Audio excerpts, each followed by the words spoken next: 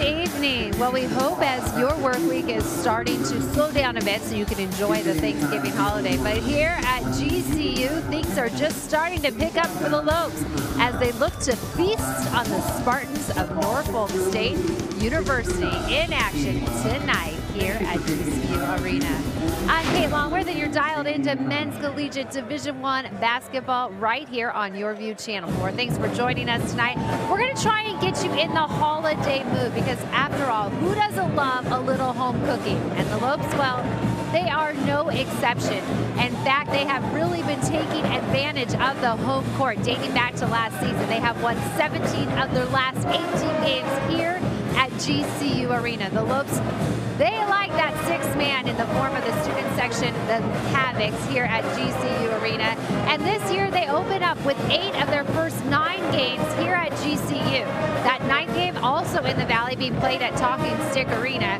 And so when we talk to the players, well, you better believe they are thankful for that home-heavy schedule.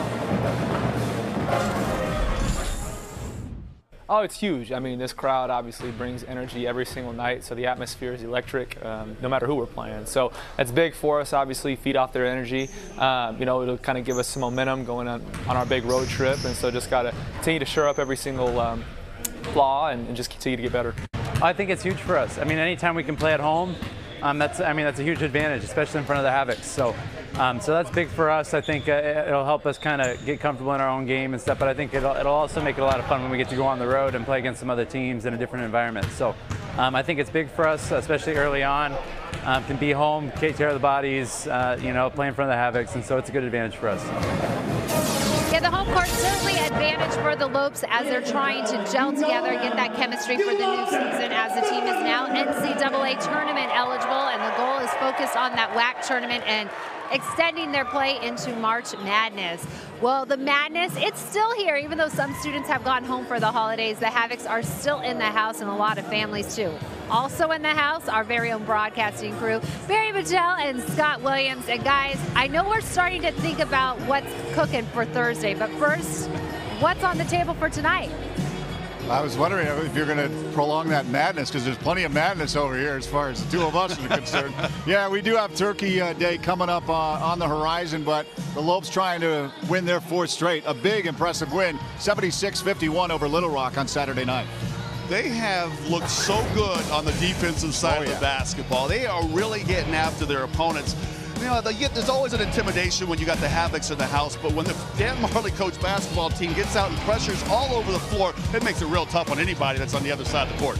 Jack Carr doing well in 12 minutes, picked up 6 points, and the record now 3-0 to begin the 2017-18 season. Josh Braun, could he do anything else? He was complete perfection. First 8 shots went in the hoop, 5 of them three-pointers.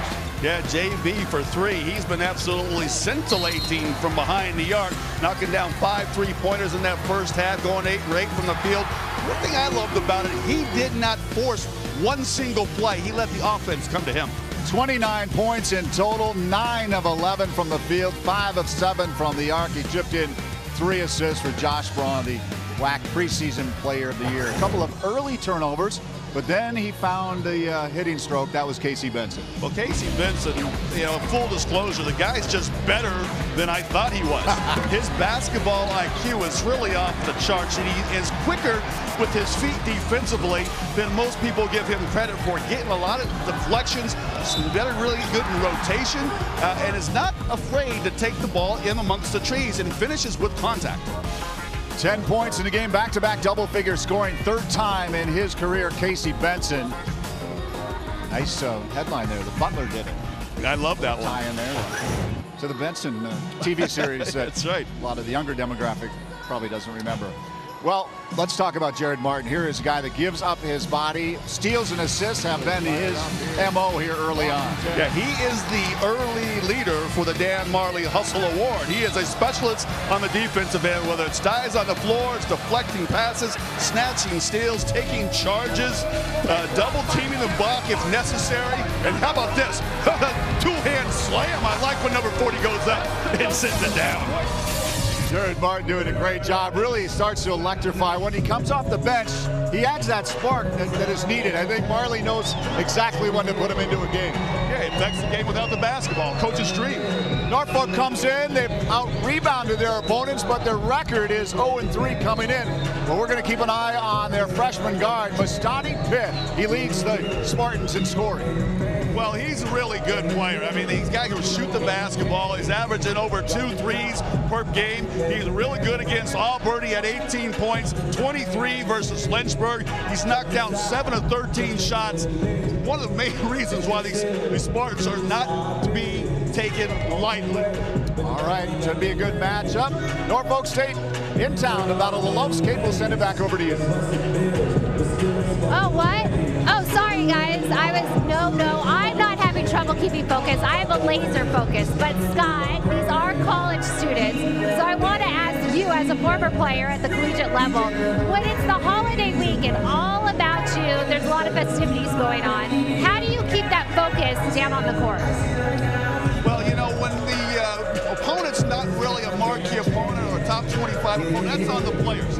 This time of the year, it's really on the coach. The students aren't in class, so Coach Marley has plenty of opportunities to get these guys in the lab, get them prepared with film sessions, extra time on the court, working on free throws, working on individual things that are going to affect the outcome of each opponent that they're going to face. So they spend a lot of time in the lab this week, whether those people are off, the rest of the students are off, enjoying their family and friends. Players are here working. Yeah, the life of an athlete, not an easy one, but we know if there's anyone who can keep this group focused and walking the narrow line, it's certainly Dan Marley. Speaking of Dan the man, well, he is next on the Lopes pregame show. Right after this, Barry goes one-on-one with Coach Marley. He has some big plans for the Thanksgiving holiday. We'll get to that. It might involve a little football, too. But first, we will talk GCU basketball with the coach and get tonight's game plan. Turkey Talk with Coach right after this.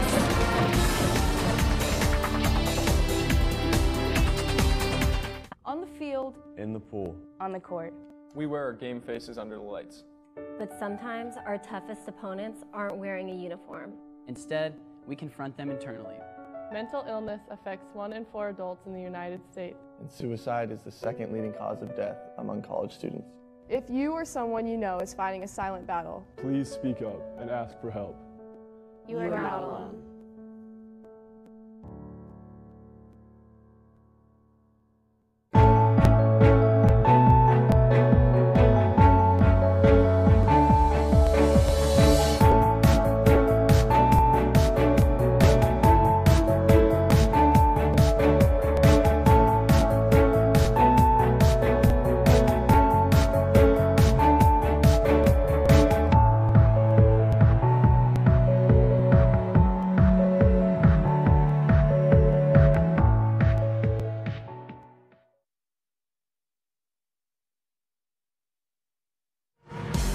Here's your chance to catch head coach Dan Marley and the GCU men's basketball team up close and personal. Get the holiday power pack for games against San Diego on the 25th, Mississippi Valley State on December 18th, and Longwood on the 21st. Great tickets are available in the lower bowl. Plus, if you purchase a holiday power pack, you get priority wait for season tickets next year. Call the box office at 602-639-8979 or log on to lopestickets.com to get yours right now. Speaking of right now, the Lopes pregame show continues from GCU Arena as the GCU Lopes look to extend their winning streak to begin the season to a perfect 4-0, riding a big win here just a few nights ago. Your team's riding high, Coach. Yeah, we're doing all right. Playing hard. Defensively, we've been really good. I like to be a little bit more consistent offensively, especially in the turnover category, but that's a work in progress. But our guys give a lot of effort, and they play extremely hard. Yep, the turnovers we talked about the last pregame show, and then the numbers were a little bit high against Little Rock as well. Yeah, too many careless passes, and, you know, probably 3 or 4, maybe even 4 or 5 of them are through offensive screens. They're not getting set, but we did a good job of moving the basketball. I think we had 20 assists. Moving the ball. Josh came out, was unbelievable, making his first 8 shots. Shaq came in, gave a great effort, but just moving the ball, did a good job kind of spreading around. But it all starts with our defense. And then, you know, if our defense gets going, we get out on breaks, we're able to score. But, you know, 11, 12 guys, the guys who are playing are coming in, being very aggressive, moving the ball, driving, taking it. But defensively, really, really good. I mean, I'm very impressed, and we got to continue to do that throughout the whole season. Well, let's circle back and talk a little bit about Josh. You say he hit the first 8 shots, 5 of them 3-pointers. He was on fire against Little Rock, leading the way. Yeah, you know, Josh has been great his whole career, but he got it off a little flare screen there, and you know, once he starts hitting that 3 ball, it's really hard for him to guard. And against the press, we kept the floor spread, and our guys find him. They do a great job. They know Josh is a big part of our offense, and they find him. And Josh does a terrific job of moving the basketball, and he made some really good drives, putting the ball on the floor, getting the basket, getting fouled. So just another great game by Josh. The rumor has it you had a 3-point contest with Josh maybe his freshman year. Rumor has it you did win, but is there going to be a rematch at all before Josh leaves GCU? Anytime he wants. Like I said, the problem is I've never lost to any player that we've had. So never, ever? And how many times have you done? Ever. Really? As many as they want. Wow. I mean, Josh is an extraordinary shooter, but I did play in the league. You did play in the league. You're right. Yeah, I could shoot too. Play in the league. Josh, you're really good, but I did play 14 years in the NBA. Good luck. Well, that'd be great to see you. You act like you're surprised I can outshoot Josh Brown. No, I'm not. I'm not surprised. I'm not surprised in the least. Hey, let's talk about the freshmen. Are you surprised at all at how they're playing right now? I'm surprised at how bad. No, they're okay. No, they're doing fine. You know, I'm gonna stick with them. Roberts has just got to continue to play. Physicality's really gotten to him. Really nice drive here. I like to see that. You know, defensively he's been good. He really understands our concepts. He moves his feet, does a good. Ollie played a good second half. You know, he's got to take his time down there in the post. He's got good moves around there, but I'm not really upset or concerned about both those guys. And Damari's going to be fine. Damari hasn't got any playing time because Shaq's playing well, but Damari's going to be good too. So I'm going to stick with those two bigger freshmen. They're going to play a lot, and you know, Damari may play too. Who knows? Well, you mentioned Shaq Carr. He got some minutes, got 6 points. In the last game, Shaq came in and did really well. He's got to take care of the basketball. He's such a good athlete. He's a good passer. As you can see there, he made a really good pass where he drove baseline, and this is it right here. We found Josh when he was double teamed. So if Shaq takes care of the basketball, he gets to the basket, he can make layups. This is what he's got to do. He can get the basket, just kind of concentrate and make his layups, and defensively, he's got to really guard his guys. So Shaq being a senior, he's been here for 2 years now. We expect a lot out of him. You play Norfolk State. The Spartans come in. They've out-rebounded their opponents, but they come in 0-3 on the year. Yeah, another team that we're going to see multiple defenses. They play a 2-3, a 3-2. They're going to press. They play man. They shoot a lot of threes. They didn't shoot a lot of threes against San Diego, but they shot some before that. They get to the free throw line a lot. They're going to try to break us down and drive. So we're going to have to do a good job of guarding our guys without fouling them. And I expect another tough game. I mean, we have to come out here and play well. This is a team that's hungry for a win. Thanksgiving's coming up. You got your big Turkey Day plans. Of course, Detroit riding a 3-game winning streak, taking on my red-hot Vikings. That's going to be big. The Lions have got a little bit of a streak. We're always looking to get in the playoffs. I'm always nervous. If you're a Lions fan, you're always nervous. Skull Vikings. So I am going to lay on the couch, put my feet up, and watch the Vikings lose. I mean, the Lions win. I mean, yeah, the Lions will lose. I know. But really? You think they will? Come on, I'm a Lions fan.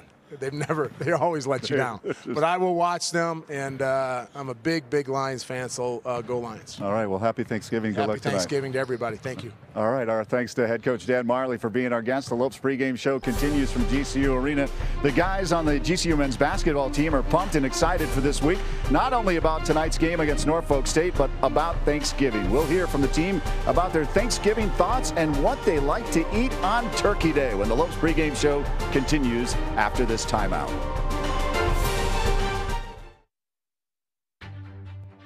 Grand Canyon University's newly remodeled golf course is thriving in the heart of Phoenix, featuring over 7,200 yards of expansive tees and tree-lined fairways, signature par 3s, greenside bunkers, premium greens, and a brand new clubhouse and restaurant. Experience a University Championship golf course this summer with great rates as low as $15 available now. Book your tee times at gcugolf.com.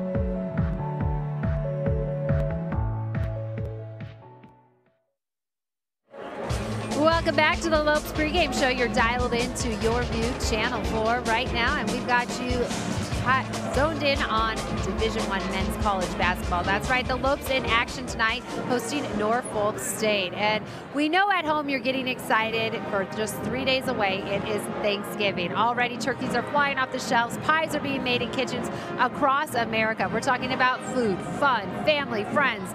It's all about Thanksgiving. And although the Lopes this week will be prepping for San Diego on Saturday, they still will be taking a quick time out for the traditional feast. The gravy boat, the candy yams, oh man, the turkey, but most of all family. You know what I mean? I just love seeing my family, so I'm gonna have to say that one. A lot of loving, caring people reach out to me, especially because we're from, me and Matt especially from overseas. I think that's the coolest thing about it. Everyone's really friendly and caring and wants to see us experience this sort of holiday that we don't have back home. I'd have to say just being with the family and friends and looking at the Black Friday sales. I think it's just being thankful for everything that you have.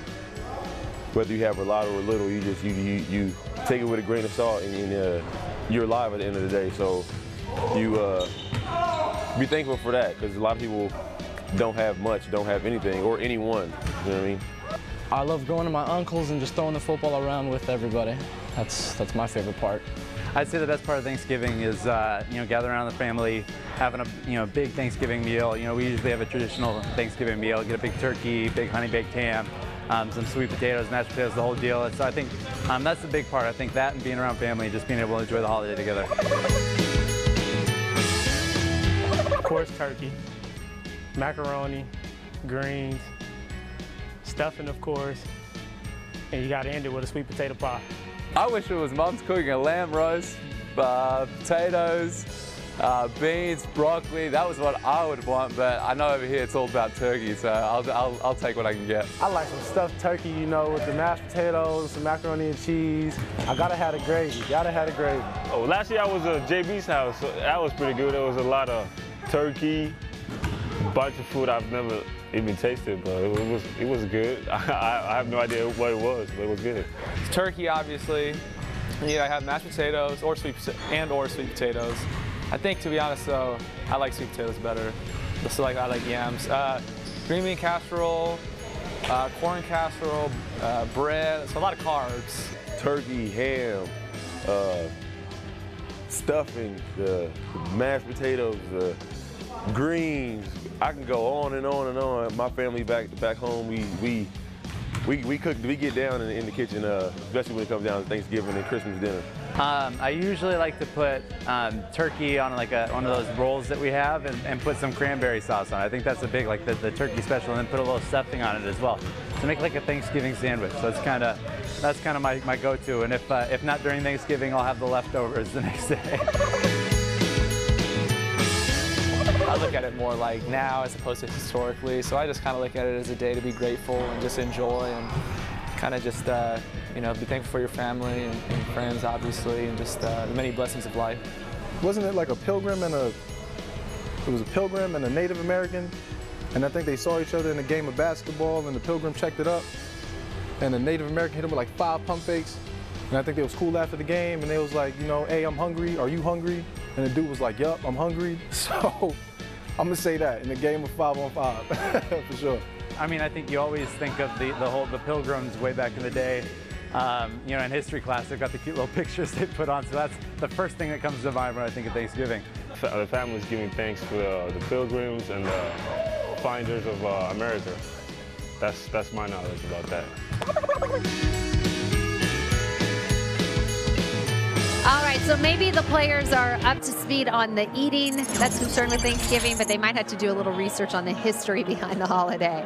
All right, well, we know you are locked into Your View when the GCU Lopes are home playing basketball, but when they hit the road, the Fanatic on the radio dial is the place to be tuned in.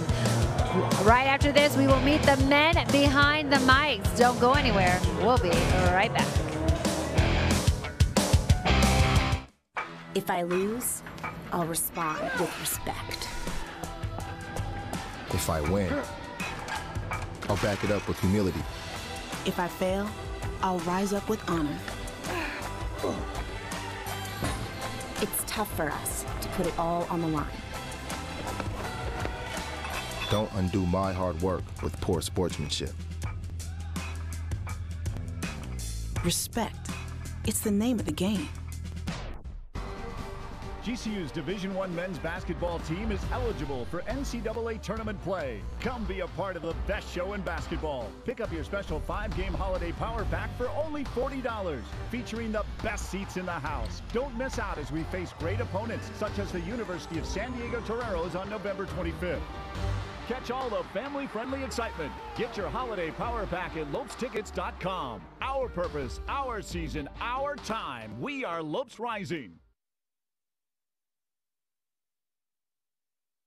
Welcome back to the Lopes pregame show. We want to remind you while you're at home, you can still be a part of the fun here at GCU Arena, especially students who are home for the holidays. All you have to do is log on to Instagram or Twitter and tweet us using the hashtag LopesRising, and you could be a part of the broadcast tonight. You could see your tweet rolling on the bottom of the screen.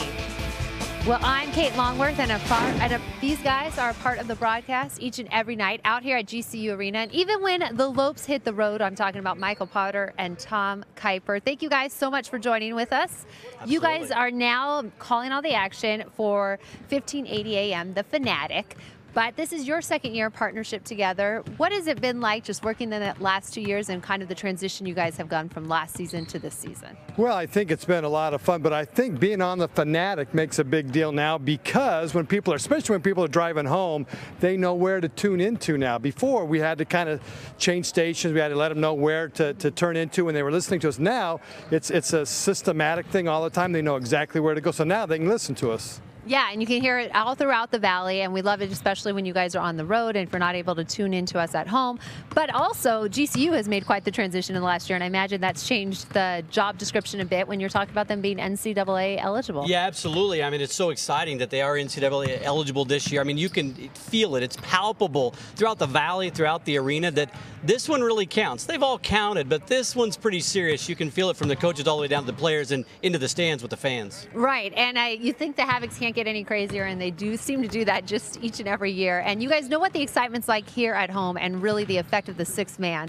But with the team starting off with such a home-heavy schedule, as a former player, how does that help the program? It's a big deal. I'm telling you, when you get to sleep in your own bed, you get to be in your own environment, eat the same food, it's huge. And a lot of people kind of overlook that. They think it's just the crowd and playing against an arena that's full of opponents, but it's not the case. It's everything that you do on a daily basis makes a big deal, and that you get to wake up the same way, you get to eat the same food and go through your same routine. It makes a huge difference. Yeah, athletes are certainly creatures of habit, so we know that can play into the game plan for sure. And meanwhile, you've been with this program since the Lopes made that transition to Division I action. How has the program grown over these past few years? Well, it's been amazing. A lot of folks can see how it's grown when they come to the arena. They had to take the top off the arena to fit everybody in here. But really, Coach Marley's just done a phenomenal job. I mean, 81 wins in the transition period, 49 in the last 2 years. And you can see the team now, the depth he's got and the team that he's built. They're primed to be the top team in the WAC. That's what the coaches vote them, that's what the media vote them, and that's what everybody expects. Yeah, and it's a little bit different for the Lopes this year. Now they are at the top rather than trying to take down those teams ahead of them. But you know Dan Marley very well. You guys work a lot with him and have a history past with him. So when you look at what he has done for this program and just what he's like as a person, I know he demands perfection because it'll be a 20-point lead at halftime, and he still has a very strict game plan to get to his players. Yeah, well, he's a genius. He really is. He works the mismatches extremely well. When he's coaching, he's working the guys, and he does. Every detail is a big deal for him, and so he wants to make sure the guys are following and they have a lot of plays. And that's another thing about him as a coach. He's got a lot of offensive sets, and so the guys have to know what they're doing. But you know, every time we've had to interact with him, he's been awesome. He comes in and does the post-game interview with us all the time, and he's a thrill to work with. I've worked with a lot of other head coaches. I tell you, this is a blessing. Yeah, truly a pro. And I know you mentioned earlier just about the Lopes being on top of the WAC coaches poll for the preseason. But when you look at the conference, right now the Lopes, you can tell they are getting ready for that conference action. They are taking these non-conference games very serious. So when they head into WAC play, what can we expect? Well, I think it's going to be highly competitive. I mean, when we entered the WAC, it was really New Mexico State and everybody else, right? Now there's really 4 or 5 teams up at the top that want to knock off the Lopes as the preseason favorite, but they're going to have to get by Bakersfield. They're going to have to get by New Mexico State. Utah Valley, we saw them play very well against Kentucky, and they've got a great team. Mark Pope doing a great job up there, and then UTRGV's rolling up some points. So it's going to be, I think, a little top-heavy, but very competitive for the top 4 or 5. Yeah, and Tom, you kind of touched on it earlier, but just that fans know now where they can find Lopes basketball with it being on the Fanatic, and they can put the dial on 1580 AM, 99.3 and 95.9 FM. But for both of you, you can kind of just jump in on this. What's it been like now that there's an excitement about the Valley, about Lopes basketball, and like you said, there's a staple for it. They know we're here on Your View for TV. You guys got us covered on the road. What are you feeling now when you go out and about off the bubble of the campus of GCU Arena? Yeah, and I said it last year too. I think this is where it's happening. Yeah. I've done lots of ASU games, U of A games. This is a place where it's happening. I'm telling you, the show is not necessarily what's happening on the floor, but up in the stands. And it's a blast, and people love it. And there's a lot of talk in the Valley about what's happening here with the Lopes. I agree, and that's why we have to do our interviews sometimes a little early, because once the Havocs are in the house, it is hard to hear, right? Yeah, absolutely. It's amazing. You go out in the Valley, and, you know, I'm a graduate of GCU, and for years people would go, oh, GCU, never heard of it. Now you go anywhere with purple on, they're like, oh, GCU? I go there. My kid goes there. I used to go there. It's unbelievable. Yes, you are right. The purple is everywhere, and the Lopes will be on fire tonight. At least that's what Dan Marley is hoping for. You can catch all the action right here on Your View, or if you're in a commute or going out to do some holiday shopping, you got to get that grocery list checked off. We'll make sure you're tuned in to these guys on the Fanatic. Michael, Tom, thanks for joining us. You got a job to do, and so do I. So Lopes pregame show is coming your way right after this quick break. We talked a little bit about the WAC. Well, right after this, we're going to take you on a quick trip. Don't worry, you don't have to leave your couch. We're going to take you around the conference and see all the action. That'll be when we come back right after this.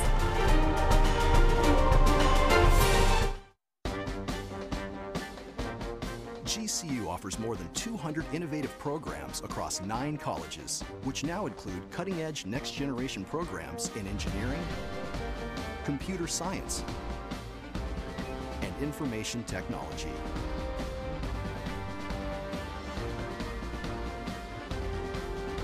Grand Canyon University, the quality of a private Christian education, the affordability of a state university.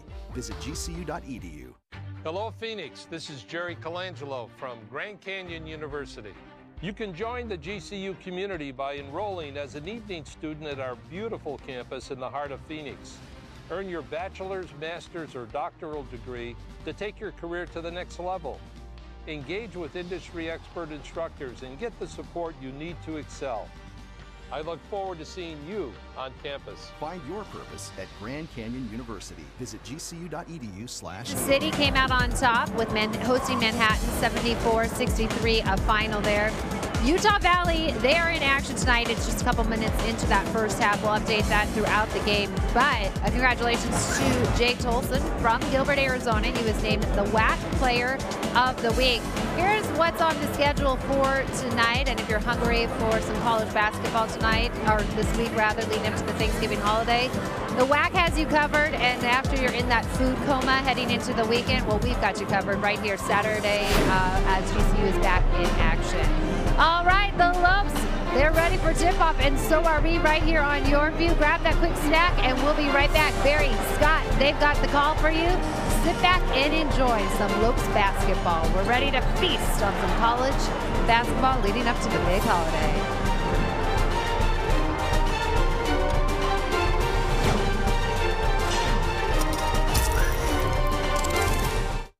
GCU is the university that never sleeps, moving at the speed of light. And now GCU is leading in the area of computer science and IT.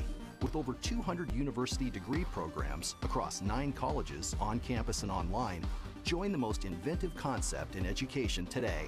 Fast track options available with courses in cybersecurity, cloud computing, and systems architecture. Find your purpose at Grand Canyon University. Visit gcu.edu/IT. At GCU, earning your degree online doesn't have to be without the college experience. To find your purpose, it takes support from those around you. GCU's leadership offers over 3 decades of experience in delivering real-world degree programs online.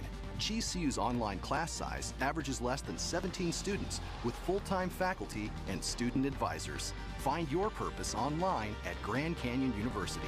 Call us today at 855-428-7692. As they play host to the Norfolk State Spartans. Hello and welcome to GCU Basketball here on Your View. Alongside three-time NBA champion Scott Williams, I'm Barry Butel. Kate Longworth will be along in just a moment. Well, the Lopes are flying high. They're off to a 3-0 start. In impressive fashion, a 76-51 win over Little Rock. Doing it with the D, Barry. They're absolutely a juggernaut defensively, really getting after teams, really forcing them into tough situations on the floor. Poor shots from the field. A lot of one-on-one play, very little team play. They were up 19 points in that half, and if they hadn't turned the ball over some unforced errors, could have been 25. How about Josh Braun and how he contributed right off the get-go? Hit his first 8 shots, 5 3-pointers. He was absolutely impressive. Colonel Mustard in the library with a candlestick. He absolutely murdered the Trojans, whether it was the outside shot from behind the arc where he was 5 for 5 or taking it to the hole, getting a hoop and some harm. Well, he was piling up the points, 29 in total, 9 of 11 from the field, 5 of 7 from the arc. But how about defensively, coming off the bench, providing that spark? He does it. He gives up his body every night. Jared Martin. Yeah, my favorite part, this guy absolutely gets after it. It's deflection steals, help side defense, diving on the floor, getting the knee burn. And I love this one right here. I've been waiting for him to go up and throw one down. Jared Martin, a big one in the game. 3 steals, 4 assists. The Norfolk State Spartans look for Mustadi Pitt to step up. He'll be probably coming off the bench. Mustadi Pitt is their freshman guard. We'll be keeping an eye on him. Yeah, keep an eye on him from behind the arc. He's knocked down 7 of 13 threes. He's had 18 against Auburn. He had 25 against Lurchburg. He's really the offensive player that tries to get this team off to a fast start. They only had 16 against San Diego. Lopes would like to see him stay on that launch pad tonight, not let him get off quickly. Leads the Spartans at just over 14 points per game. Let's get this game started. We'll send it over to the public address announcer Paul Denuser with our prayer and our national anthem. Ladies and gentlemen, and welcome once again to Grand Canyon University Arena and tonight's men's basketball matchup between the Spartans of Norfolk State University and your Grand Canyon University Antelopes.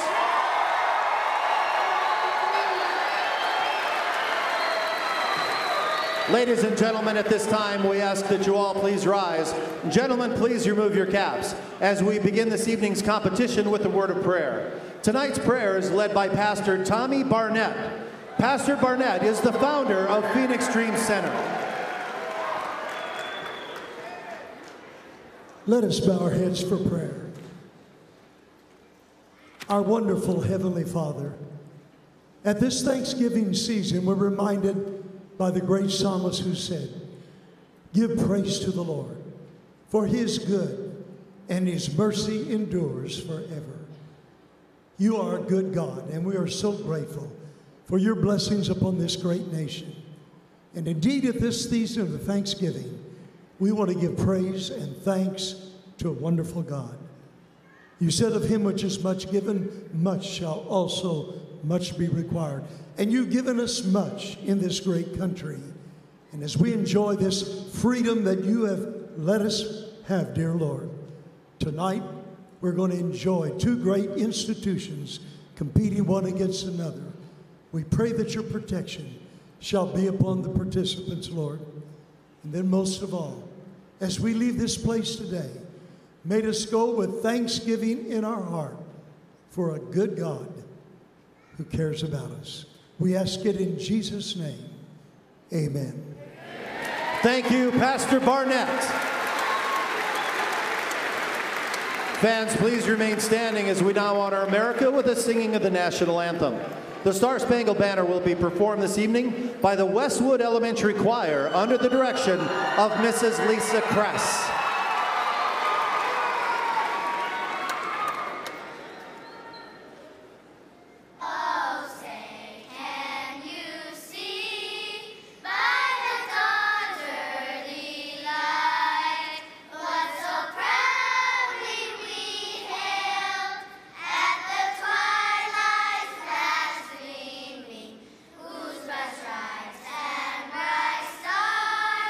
Through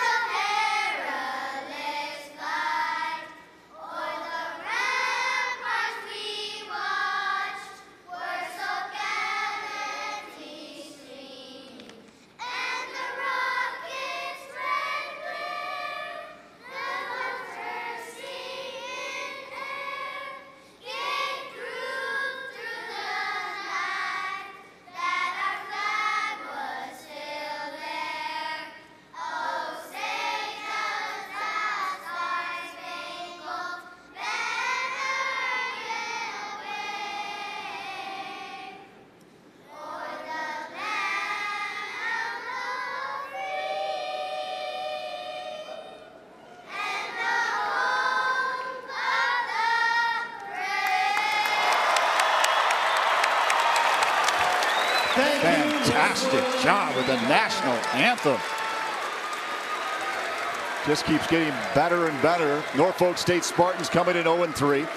They lost to San Diego at San Diego 71-62 on Saturday night. Their head coach is Robert Jones.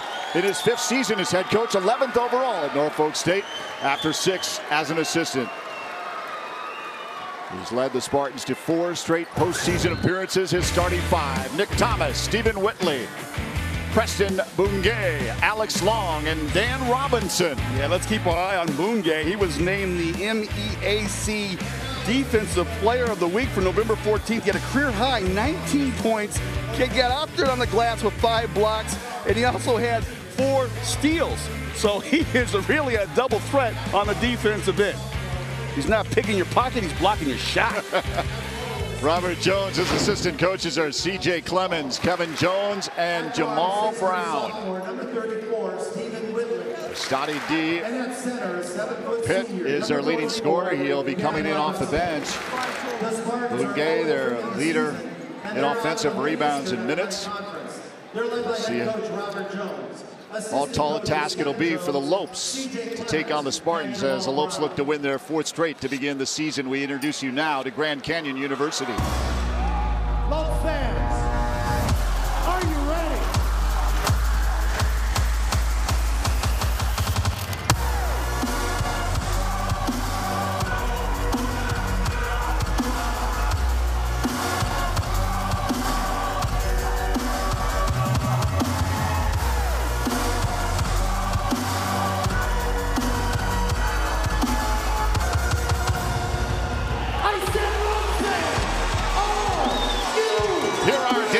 Starting 5: Casey Benson, Josh Braun, Oscar Freyer, Robert Blumbergs, and Keontae Vernon.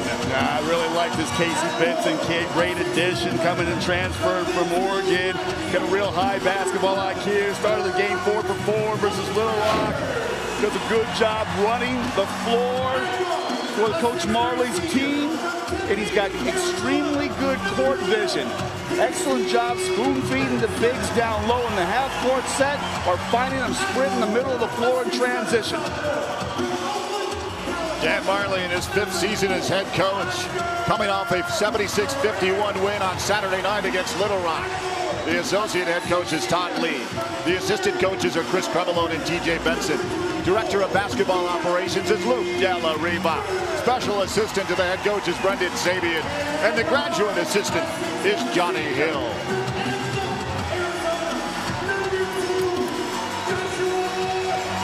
The Havocs and the GCU student body back with their families. We wish all of you, as well as all of you watching, a very happy Thanksgiving this Thursday. But once again, a great crowd here at GCU Arena. Jack Carr taking some advice from Scott Williams on some new moves in the middle of the huddle. I was showing the stinky leg earlier this afternoon. That's a little old, but let's go to your 3 keys. Well, the first one's easy. Pass the mashed potatoes and gravy. I mean, this team has done an excellent job moving that basketball. Had 20 assists against the Trojans on Saturday night. They got to move that basketball to create high percentage shots. That's why they get up to such a nice start. And then thankful and grateful is Coach Marley's got some guys that love crashing the glass. They have been dominating teams on both the defense and the offensive glass, and then the wishbone. They got to continue to apply the pressure to their opponents early on. The Spartans started extremely slow versus San Diego Toros. They were held to just 16 first-half points. Love to see the Lopes trying to duplicate that tonight. Crowd will remain on its feet till the opening bucket by the Lopes. Michael Greenstein, Sean Lehigh, and Rick Batzel are the officials. We are underway, won by the Spartans. Long hands it over to Nick Thomas, redshirt sophomore from Arlington, Texas. Dan Robinson, the 7-footer. Gets the start. Preston Bungay hands it off. Thomas, eyed by Benson. Bungay He takes it off the glass short, looks for his own rebound, ball's loose and picked up by Keontae Vernon. Leaves for Benson. Benson to his right. Josh Braun back to Benson. Watch the high handoff if they can get it set into their set. Benson turns, bounce pass, just inside the arc, now down low and misses the Blumberg's out of bounds. Lopes inbound with Frayer, 15 on the shot clock. That was a nice little screen-to-screener action along the baseline. Blumberg just wasn't able to squeeze it tightly.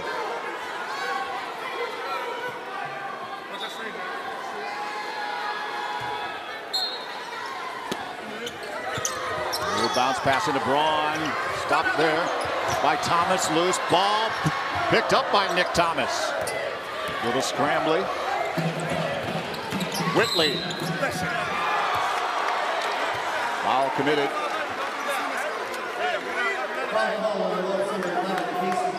Benson called. I think they're going to call that on the floor, so it'd be baseline out of bounds. But Casey Benson rarely gets beat off the dribble drive, but look who's there. Clean up the mistake. Bungay to Thomas. Robinson. Hands it off back to Thomas. Now over to Bungay. Looks inside. Long. Alex Long, Jr. from Clinton, Maryland. Bungay from Albuquerque. Driving. Stopping. Popping. Too hard. Foul committed by Blumberg. Foul called in the Lopes number 12. Roberts Blumberg. First personal. Well, we want to challenge the outside shots. You can see Blumberg knows he's at a disadvantage, and so he really is retreating hard, but he wants to close out to block the shot, where when you got a guard on you in that situation, sometimes just a hand in the guy's face is enough of a deterrent to have him miss the shot. Getting a piece of the outside shooter will frustrate Coach Marley, no end. Preston Bungay, 74% free throw shooter, misses the front end. No score. Early on. Pressing. Busting through Benson. Down low. Vernon back to Casey.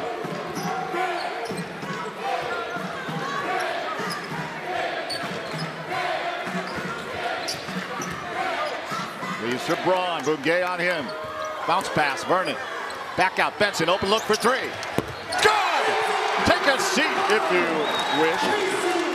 A nice job by Keontae Vernon passing out of the post. I thought he had a smaller defender on him, was going to punish him down in the torture chamber, but he throws it out to Benson, who's been red hot from behind the arc. Down low, Bungay travel. Nice job, and it was Oscar Frere that came out and closed down on Bungay, who's got extremely fast feet. But look at that rotation out from the post. Defense shrinks back in, gives Benson plenty of time. Line up the laces on the ball and knock it down. Blumberg's inbound to Benson. Leaves to Braun.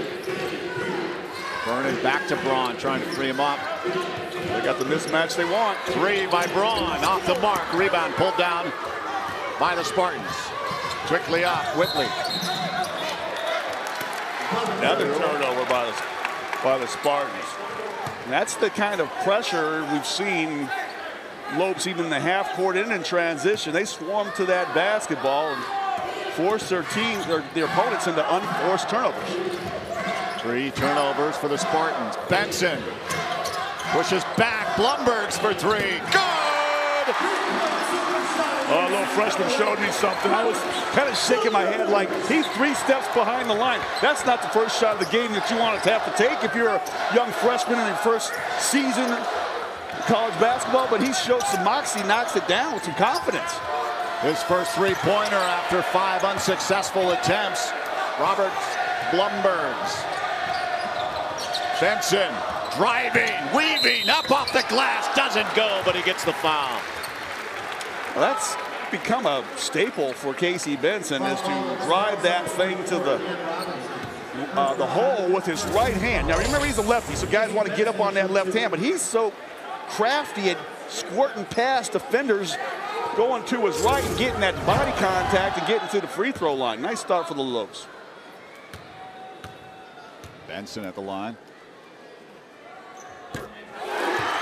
67% coming into tonight's action. 10 of 15 connects on the front end.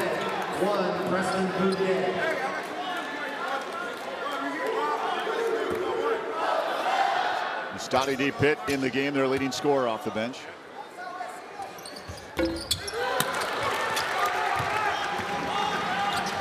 Pitt, Hampton, Virginia native. Hands that off to Whitley. Whitley over to Jamerson Jr. Back over to Pitt. Oh, these guys are fast. Whitley, long range shot connects. He's just too fast out there. He's went from one end of the court in a blink of an eye, separated himself from Braun and knocked down a clean three. Bungay eyeing Braun. Back to Benson. Benson looking inside. Sees Blumbergs. Blumbergs trying to drive it back out. Gets fouled by Pitt. Now Pitt wants to come in and kind of make it tough on the big man to take advantage of the mismatch in the post. So he's supposed to come in here, kind of dig, but he's not supposed to reach and get the wrist. Benson up high to Blumbergs, and he misses the pass. Well, everything looked like it was all set up to perfection. Coach Marley can't believe he's shaking his head in disbelief, but it looked like everything was set. Unfortunately, the ball just a little bit too high for Roberts to go grab.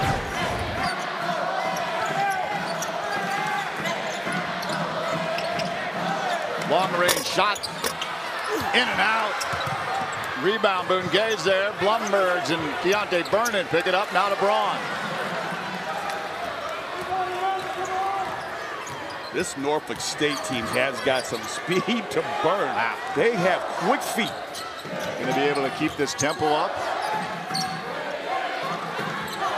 Benson, back out. Braun, long three attempt. Vernon takes a slap at it, reaching up over the top. Yeah, came up over the top of Long, who's a high flyer himself. Keontae Vernon trying to get an extra possession off of that high rebound. Just got him with the body underneath. Timeout on the floor, 15:41. It's a special night. Before we send it over to Kate Longworth, the special birthday message, Kate. Yes, Jerry Colangelo. I can't believe I'm talking over everyone saying happy birthday to Jerry Colangelo. That right there in itself deserves a moment to take that in. But surprisingly, over all this clapping, I can still hear Scott Williams' stomach growling. Why? Well, because Thanksgiving, it's just around the corner, right? We're all getting hungry, excited for the big festivities, and so are the players. Here's what they had to say when it came to what their favorite treats and eats are when it comes to the holiday.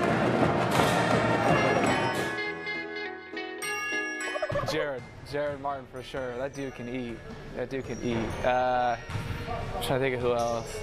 Keontae could probably put a decent meal down. But every time I'm with Jared, that dude could put it away, that's for sure. You know what I think Jared Martin is? I say Jared Martin. I think Jared Martin gonna eat the most. Probably Keontae. I haven't seen Alessandro and Roberts. I reckon they can eat a lot because they're big guys. But I would say I'd put my money on Keontae. He's a big dude. I'm gonna be completely honest, and you wouldn't guess it, but Oscar, oh my Lord, if you see him eat, he eats constantly. He does not stop, and I don't know where it goes. Gosh, I don't know. I haven't seen some of the freshmen eat quite yet, but I couldn't give you a straight answer just yet. I really couldn't tell. I bet G can put some food down. I'm sure G can put some food down. I'd be willing to bet that, but other than that, I'm not sure. Well, we see them dish it out on the court, and now we are hearing from the players who has the biggest appetite. And obviously, everyone here happy to celebrate and feast on a celebration for Jerry Colangelo. Happy birthday to a man who has done so much for the sports scene here in the Valley. And wow, what he has done for GCU here, the business college, as well as the Jerry Colangelo Museum that is open till 8 p.m. every home game. We wish Jerry Colangelo a very happy birthday. Indeed we do. Those guys were making me hungry. Wow. Talking about all that good food. You know, I'm kind of like Oscar Freyer, you know. I eat a ton, and you don't know where it goes, you know. It still stays this slim, trim. I know exactly where it goes. You know how it feels, right? No, unfortunately. Braun Only threes for the Lopes. They lead it 7-3. Inside, Vernon turning. Off the mark, rebound pulled down by Derek Jamerson Jr. Whitley. Back out front, plays catch with Pitt. Just over the top of Frayer. Finding Alex Long. Long working on Vernon. No room there. Whitley's regrouping. Comes back out front, looking to drive the lane. Nobody there. Bungay. Off the mark. Much better time that job that time by Blumberg's, not fouling the outside shooter yet contesting the shot. Vernon, bounce pass inside. Braun's going to back in a little bit. Frayer up for three. Good! It's raining threes. Well, they like that move. Get the ball down in that post. That shrinks that defense way south of the three-point line. When you kick it back out, guys have time to measure the distance. Pitt to the right side. Jamerson Jr. connects with a nice shot. It was a nice little mid-range jumper. Braun looks inside of Blumberg's. Has his back to Pitt. Turning right hand underneath. Keontae Vernon lays it in. Oh, nice job. A little big-to-big passing inside. Big man love. I love it.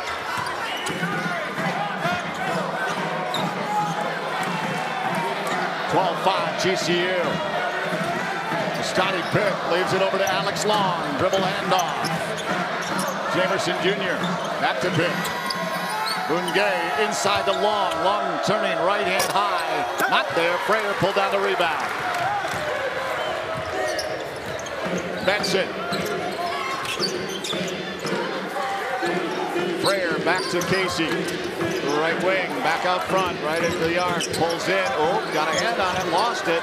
Up over the top. Bodies are dropping. Braun. Vernon. That was a bit off the mark. Driving a sea of white, and he puts it home. Stephen Whitley, Norfolk's own. That was a hard drive to the basket there through three GCU Lopes defenders.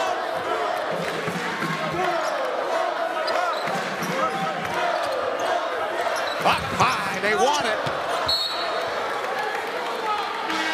Little off the mark, off of Frayer. Oscar Frayer wide open for three. Yeah, look at this. When the ball goes down here to the block, Frayer just moves right to the top of the circle, and he is wide open all day long to be able to measure the shot. Nobody within 5 feet of him. You see Dan Marley on that last turnover? He said no more alley-oops. Wave both his hands, saying, that's it, knock it off, let's save it for practice. They apparently need a little practice. Shaq Carr in the game. Bungay, dribble handoff. Whitley, over to Jamerson Jr. Travel. Braun got a hand on it. Yeah, Jamerson Jr., I mean, he is lightning in a bottle. That time his feet got moving faster than he could put the ball on the floor and call for another turnover. That's one good thing. GCU does put a lot of pressure on the ball. Does cause teams to do unforced traveling calls. Carr to his right, inside, back out Jared Martin in the game. Bounce pass to Frayer. Frayer pulled down. Carr, 8-7. Carr right hand. Oh, it doesn't go. Bungay bringing it up. Whitley. Nobody home inside. Bungay to his left on the near side. Pitt driving. Carr the foul. Yeah, he smelled fresh blood. Shaq Carr just checked in the game and put him in deep for drive for hard into the hole. Timeout on the floor. 12-7. The Lopes on top over the Spartans early on at GCU Arena. Keep it right here on your view.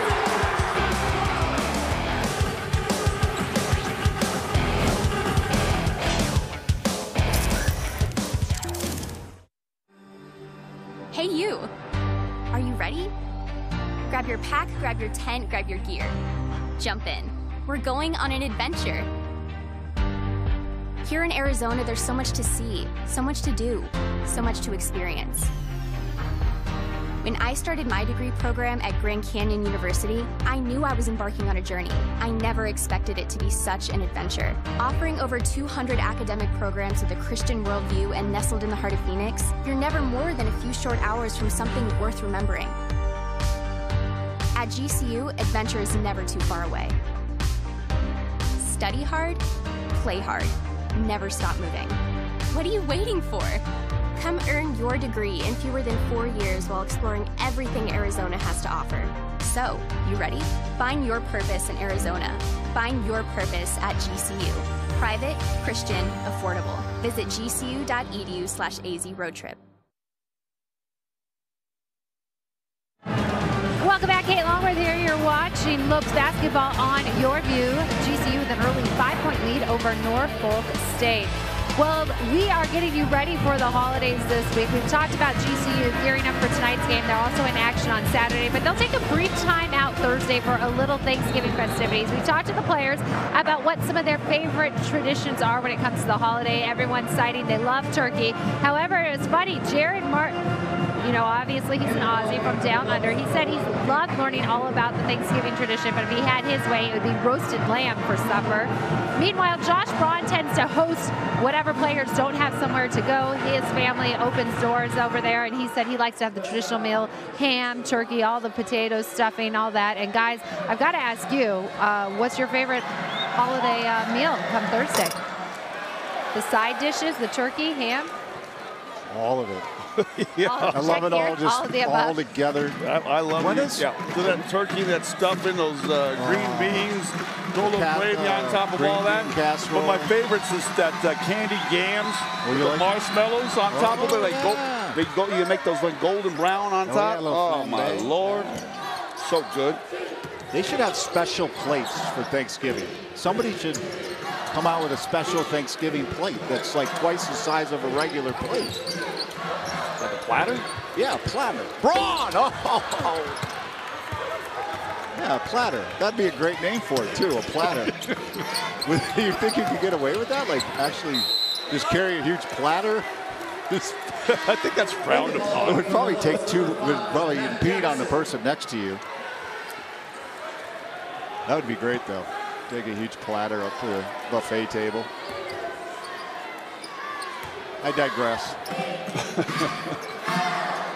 I'm gonna get my grub on Thursday. So and I'm gonna watch a lot of football. I'm so hungry. There's a ton of pro games, college plays on Saturday. It's gonna be a great football weekend. Then we got hoops on Saturday as well. Yeah, Saturday night. Hope to see you out here at GCU Arena. Who are they playing? They are playing San Diego. Going to be tough. Toros. Oh, Labor can't put it home off the feed from Matt Jackson. All of a sudden, the Lopes have had a power outage. Yeah. They were kind of rolling right along, and then the Spartans have turned up the pressure. Pick. Open look. How about that? Dan Robinson. I don't understand. Martin came over to show on the basketball that he ran before the defender was able to, his teammate was able to come back and challenge the ball. It just gave him an open shot. Oh, for the last four, Labor driving, puts it in. That put an end to a 3-minute, 13-second drive. That was kind of an awkward-looking move and finish, but he somehow got the soft bounce off the iron and got it home. Fifi Adu, Jared Martin, Matt Jackson, Alessandro Labor, and Shaq Carr. Jackson pulls it down to Carr. Carr looks right, finds Martin. He wants three. That's a little flat. Bungay on the run. Pushes back out. Pick. Good. Nothing but net. That was nice by Bungay. Really taking that ball from the right side and got the ball centered right before he needed to find an open teammate on that perimeter and clean look. Martin. Oh, that was that's not making Coach Marley happy. Well, just some lazy passes and some risky passes in this first half. And you're right, Coach Marley, that's been a point of emphasis. Foul on Bungay. There's a look at Coach Marley. He's coaching everybody up, making sure we try to limit those, or they can limit those shots, those errant passes so they can get more shots. look at the killer bees over there. Benson and Braun chomping at the bit to get back in this one. Martin quickly to Fifi Adu. Fifi almost loses it. Laver picks it up. Spartans have come to play. Shot Carr. Back out Martin quickly. Jackson driving. Up high floater. Doesn't go. Careful. Almost reached over. Picked up there by Robinson to Whitley. Whitley.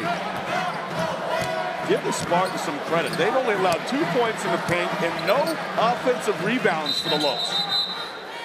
Look at all the white guys looking to check into this game. You got 5 white GCU Lopes players ready to check into this game. He's unhappy with those that were on the floor right now, and I think probably it has to do with Martin. He passed open an open shot from the top of the key to throw it to a guy that was just trying to make a hard driving offhanded look. If you miss a shot, Coach Wally will not care. When you pass open shots for tougher looks, that's what he's got a problem with. Official talking to head coach Robert Jones, making sure he doesn't come too close.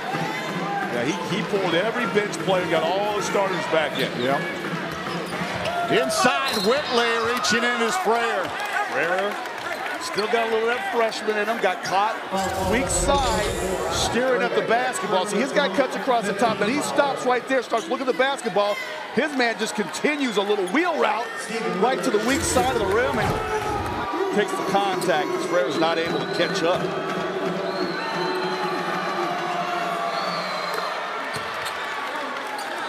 Didn't think we'd have a tie ball game with 8:35 to go here in this first half. I thought the Lopes would be able to take control of this one sooner. We're in for a dogfight tonight. Whitley connects. Lead change. A bit of a press. Blumbergs backs off. Leaves it for Benson. Pulled down his pass to Braun. Now he goes to his right. Down low, Vernon. Inside Blumbergs. Left-handed in. Good work by the Lopes. That's very nice. Going down low, good things have happened for the Lopes. Doesn't have to mean something happens down on that block. Whether it's a cut or outside shooters, they've been able to score. Got tripped. Jamerson Jr. How fast is Jamerson Jr.? The guy's a sprinter in basketball shorts. All he does is put his head down and go hard to the rack. Somebody gets to pull behind in his wake, and he gets that contact. Now he's going to the line to shoot 2 more free throws. Lopes got getting outshot from the free throw line. They've only shot 2 free throws. This is going to be free throws number 7 and 8 for the visiting team. Oh, wait a minute. I take that back. Personal foul. I take that back. They're saying he was not in the act of shooting, so it's going to be base out of bounds. Kerwin Smith in for Vernon. Thomas with a floater over the top of Frayer. They're just running little wheel routes out of that high pick area there at where the elbow, the free throw line meets the lane line. Blumbergs back out. Braun holds down patiently, looks for 3, finds it, bam! Needed that lift. Yeah, adding to his school record. Nice job utilizing the pump fake, letting the defender go by. Bungay playing catch with Pitt. Coach Jones actively up off the bench. Sees his team playing well early on. Bungay driving to the right, carries it off the glass, high, pulled down by Frayer. Benson, Braun, looks for 3, short or long rather. Smith finds Braun. Frayer wants 3, good! Well, the first offensive rebound results in something positive for the Lopes. A little swing action, and Oscar Ferrer, who's showing a lot more confidence this season from behind the arc. Whitley leaves for Pitt off the wing.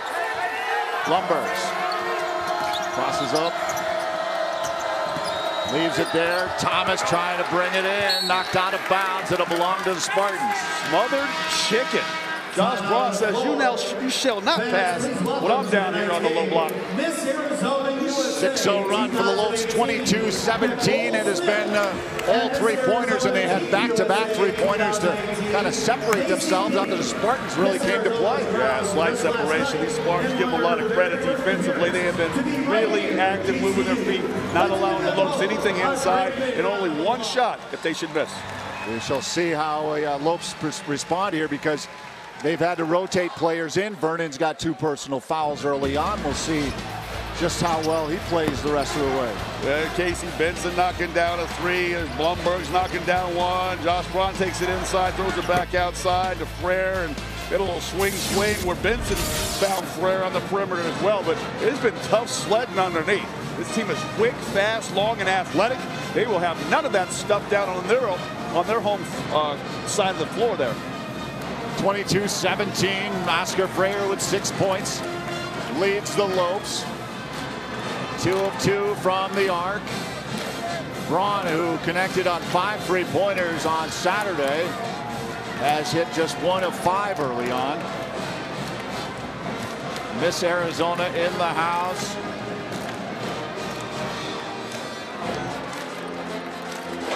Miss Teen Arizona. There's a bevy of beauties along with Scott Williams. They're all the good-looking people are in the house. Right? Huh? I know you're humble, but come on. Well, I always say bald is beautiful, so maybe I'll go with that tonight. Oh, it'd be scary if I shaved my head. I'm not sure beautiful. I say you go for it. You think I fresh should? Look for the new year? You think I should? Oh, really? Yeah, chicks dig it. Absolutely. Really, chicks dig that. Might have to do that. Bouquet. Inside, turning around is long and short. It's pulled down by Kerwin Smith. Kerwin Smith now with a couple rebounds here, coming up off that line. And they need that active body on the boards, because we mentioned Vernon's got some early foul trouble. Frere, 3. Heavy. Braun got a hand on it. Oh, they went back hard. Careful. Yeah. Braun and Long went down like a sack of potatoes. Oh, he took it. Draw the foul. Didn't really have much of a shot. He was a little off balance, but he was able to get the foul called against him. Yeah, not the fast start he had the other night, but when a player's struggling the way he is right now, just 1 of 5 from the field, you got to do something to get an easy bucket or get yourself to the free throw line. Being a 5th-year senior, he understands the importance of getting a little rhythm from the line, and somewhat often you'll see your next outside shot go when you get a clean look just by getting a couple rhythm dribbles and getting the ball and the laces all lined up in your hands. Being able to hold your follow through is so important. Look at his numbers on the season there: 20 points, 3 rebounds, 11 of 19 from 3-point range. Are you kidding me, Josh Braun? 4 points for Braun.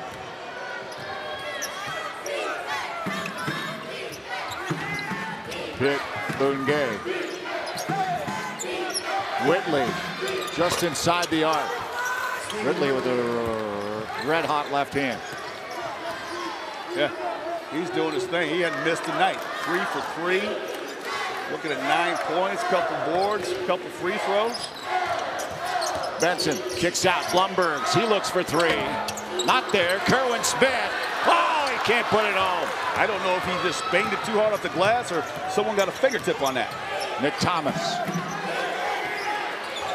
Whitley up over the top.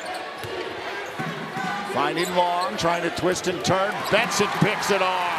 He's got Frere up high. Frere up high, off the glass and in. Nice job by Frere running the wing, but nice, even a better job by Benson having the court vision to see him streaking down that right side. That might have been off his toe. That could have been off of Thomas's toe. Frere came over and whacked at the ball, which you're generally not supposed to do. He banged it right off of Thomas's toe. Look at this one more time. Look at Frere, like a shot out of a rocket cannon. He just out-sprinted a couple of the Spartans down that right side of the floor. And then, look at, see how far he starts behind those 2 defenders? He just beat them down the floor. Coach Miley's working hard tonight. Blumbergs kicks out. Frere pulls down and looks for 3. Look who found it. Oscar Frere. Beautiful job by Blumbergs. Oh, see, freshman, that step crafty so early, be able to drop a dime right when Frere's able to catch and shoot. 8 turnovers for the Spartans. The Lopes have contributed 7 points off of those turnovers. Pitt goes off the glass. timeout. Marley apparently wants to talk to his troops. He's going to have, he might not have a voice when he talks to Kate at halftime. Oscar Freyer hits for 3. And going over here, he knocks down another 3 and starts bumping his gums a little bit. You better get out of that zone, come out here and play me. Well, fans, here's your chance to catch head coach Dan Marley and the GCU men's basketball team up close and personal. Get the holiday power pack for games against San Diego coming up Saturday night, Mississippi Valley State on December 18th, and Longwood on the 21st. Great tickets are available right in the lower bowl. Premium seating. Plus, if you purchase a holiday power pack, you get priority wait for season tickets next year. Call the box office at 602-639-8979 or log on to lopestickets.com to get yours now. GCU with 9 assists on 10 field goals. Have a 7-point lead. Blumbergs leaves it for Freyer. Freyer, Benson. Benson drives into the lane. Floater up high to Kerwin Smith, trying to muscle his way and gets his pocket picked by Bungay. Pitt brings it up. Ooh, behind the back.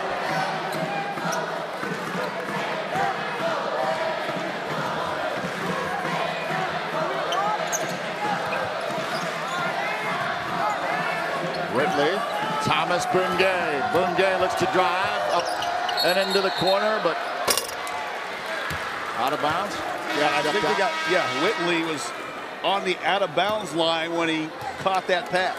Timeout on the floor. Timeout. The Lopes on top by 7 over Norfolk State. The Lopes looking to improve their start to their season to a perfect 4-0. Spartans are doing everything they can to prevent it. Keep it right here.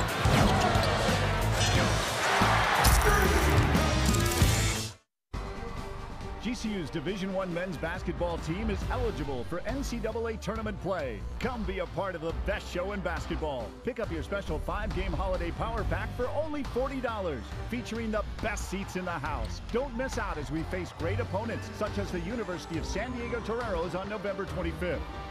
Catch all the family-friendly excitement. Get your holiday power pack at lopestickets.com. Our purpose, our season, our time. We are Lopes Rising.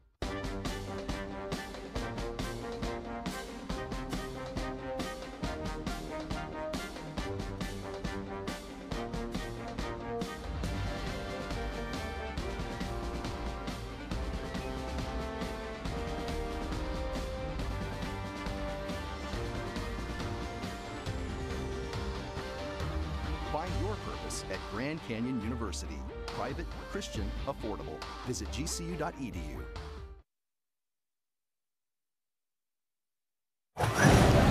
Welcome back. You are tuned into Lopes basketball, but right now we want to take a look at the college landscape right now. When we look at the AP Top 25, top-ranked Duke holding on to that top spot with a 4-0 record. They are in action tonight. Meanwhile, Arizona jumps up to number 2 with their record at 3-0.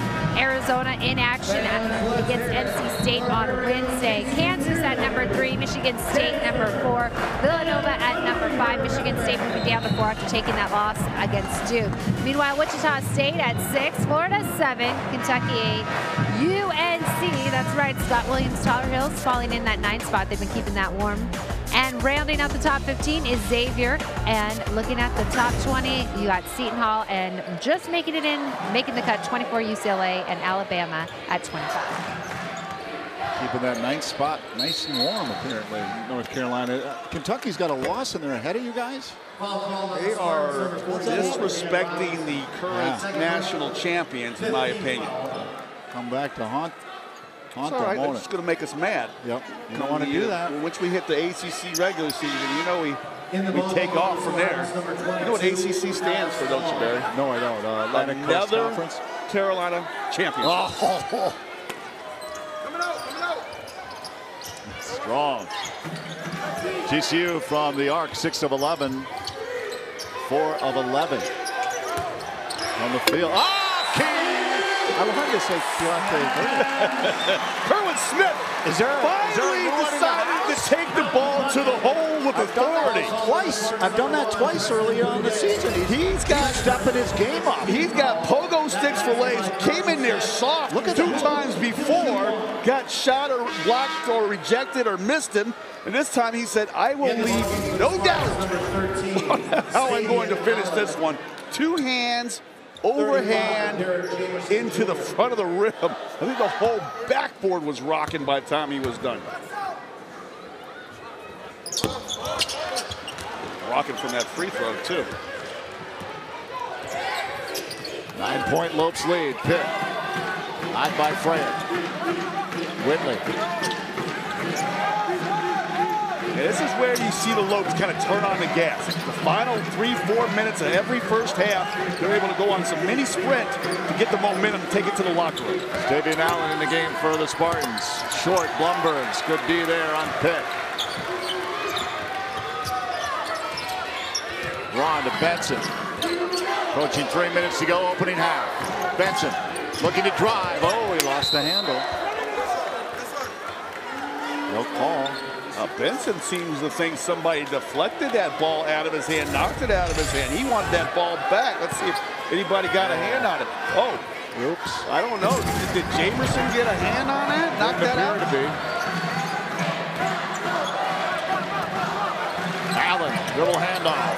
Whitley leaving it there for Jamerson Jr. Quickly to, look at this. Look at the switching on the perimeter. Whitley. Inside, Allen, right in, stopped by Smith. Rebound, pulled down there. Allen has it, so does Long. Long swarmed. Shot clock violation. Great D. Well, they were doing a great job switching on the perimeter, and then they lost the guy without the ball. Went down the lane, and Kerwin Smith, he's done a nice job filling in for Keontae Vernon in these spots minutes. Kerwin going to keep himself on the court.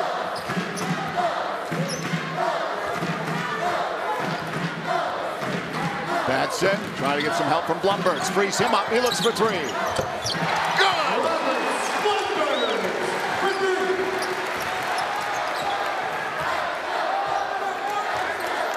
12-point lead for GCU. Pitt. Under 2 to go, opening half. Pitt goes right to Whitley. Driving baseline underneath, not there. Braun pulls it down in front of Long. Blumbergs with the block. Freyer quickly, Blumbergs inside. Oh! Picked up the loose ball off of the fingertips, kept in. Allen over to Whitley. Whitley driving up high off the glass. Not there, but put back not there as well by Allen, but the foul committed. Smith, he can't believe it. Yeah, Norfolk State Spartans all getting together, huddling up, showing that camaraderie. Look at this one. He missed. Smith tries to come over and block that shot, but he doesn't get it. And then Allen hustling hard down the floor. He tried to power jam it.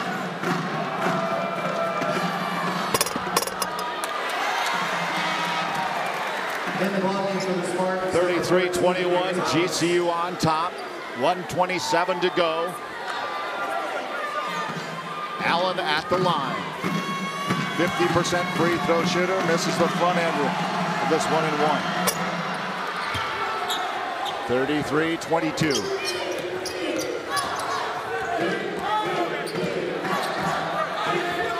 .120 and counting. Benson taking his time, plays catch with Freyer. Comes back to his right, now to his left, leaves it for Freyer. Freyer inside, Smith down low. Fouled by Pitt. 1:09 on the clock. It was a nice job by the young big moving along that baseline, playing without the ball. And a good dump down pass by Kerwin Smith. Just the right thing. He would love to score that basket, but he does the right thing in making sure he secures the basketball first and takes that contact. Pitt's got 2 personal fouls. Vernon for the Lopes with 2. Blumberg connects.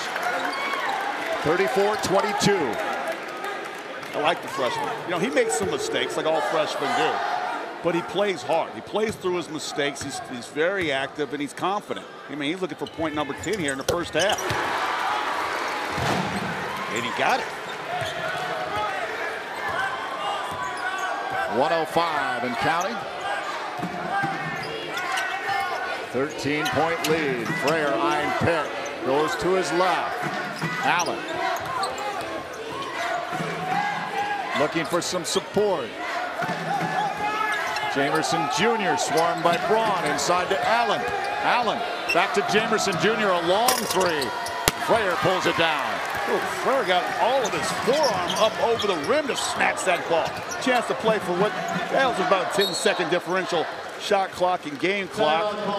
Coach Marley wants to draw up a play. 33.6 ticks on the clock here in the opening half. As the Spartans have gone cold, they're 0 for their last 6 from the field in the last 4 minutes, 8 seconds. The defensive pressure has been there for the Lopes.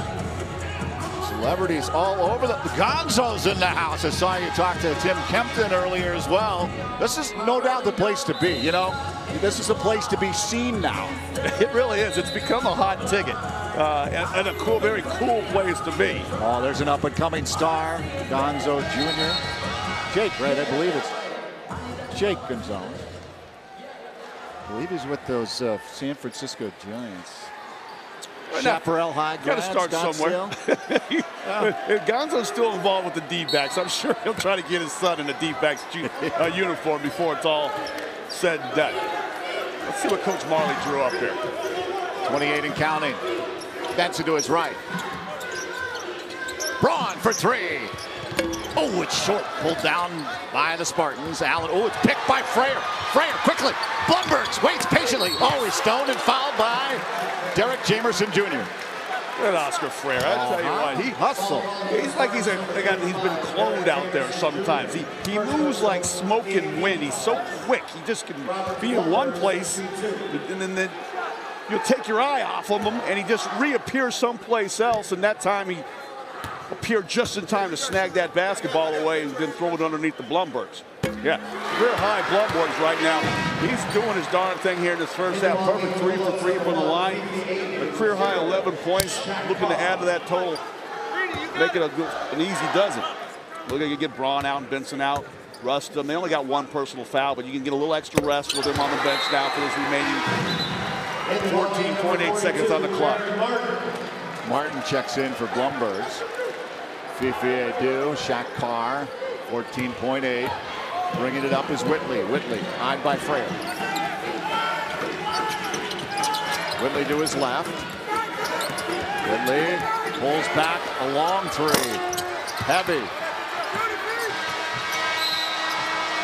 And that'll bring the opening half to a close. The Lopes on top, 37-22. They ended on a 14-3 run. Yeah, they did once again. What they're known to do is finish the half strong with the lead and a run and the momentum. Let's send it over to Kate Longworth with the head coach, Dan Marley. All right, thank you guys. Well, Coach, you guys got off to a faster start to end this half, but it was a slow start off the top. So what did you see that made the difference ending out this first half? We knew they were a one-on-one team. They started taking us to the basket. Some miscommunication on how to guard, and they got to the basket too often. And then again, some bad turnovers. But we got it right. Josh missing shots, which is unusual for him. But we got it going, so that's good. So way to finish the half. We'll have to come out in the second half hot. Yeah, and the young guys really stepping up tonight. Oscar, some strong play, as well as Blumbergs. What have you seen from your younger guys? Glad for Rob. Rob's shooting the ball. He's a good shooter. He's had a tough start of the year, but he's done a good job. Oscar's always been solid, so that starting group did a good job. All right, thank you very much. And as Dan Marley said, the team not used to Josh Braun being off with his shot, but hey, it's welcomed up the newcomers to kind of shine and show their way, so the youth leading it right now.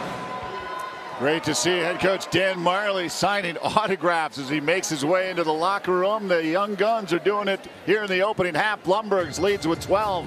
Oscar Frere with 11. The Lopes lead at 37-22. Kate will be back with more of the halftime festivities from GCU Arena on this Monday evening.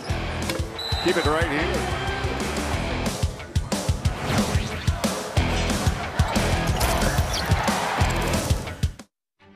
Founded on the belief that the entrepreneurial dream is an engine that drives innovation forward in a global marketplace, the Colangelo College of Business educates and develops values-driven business leaders. Our graduates exemplify the principles of servant leadership and entrepreneurship. GCU's strong Christian identity informs the education you receive, integrating our Christian values with the business curriculum. The college features more than 25 programs from the bachelor through the master's level, catering to traditional, evening, and online students. These programs serve a diverse set of aspiring business professionals who not only learn in the classroom, but gain real-world experience operating actual businesses. Our students also receive unique access to Jerry Colangelo's legendary experience, leadership, and connections throughout the business world. Find out more at gcu.edu/business.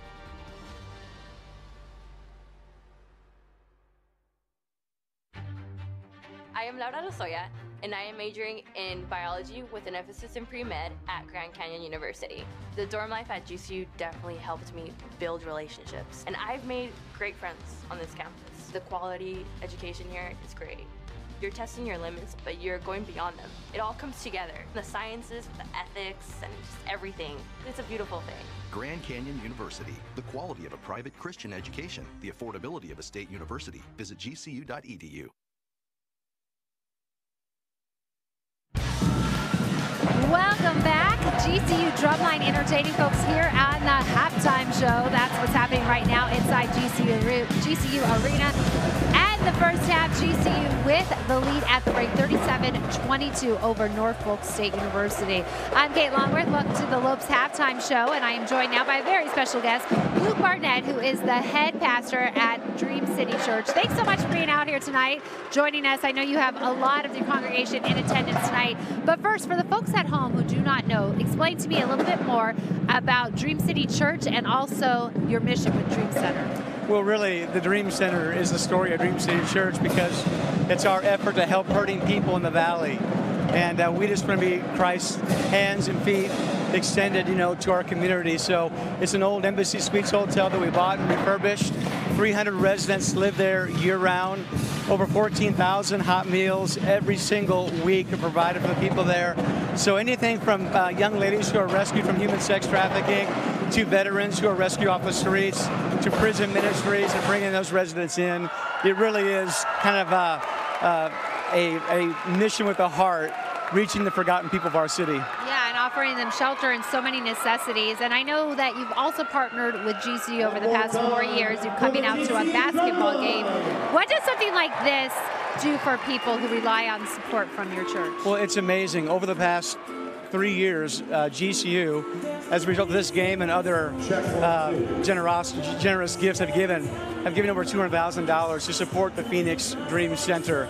And then, of course, tonight we have a couple thousand of our people who come out from our church, and they buy all the concessions, and GCU gives the proceeds to all that to the Dream Center. So we are so grateful to GCU and all that they've done to reach out to hurting, forgotten people in the valley. I was debating that plate of nachos. Now I know that was a sign from God that I need to go get it, right? He takes all the calories out of that. Perfect.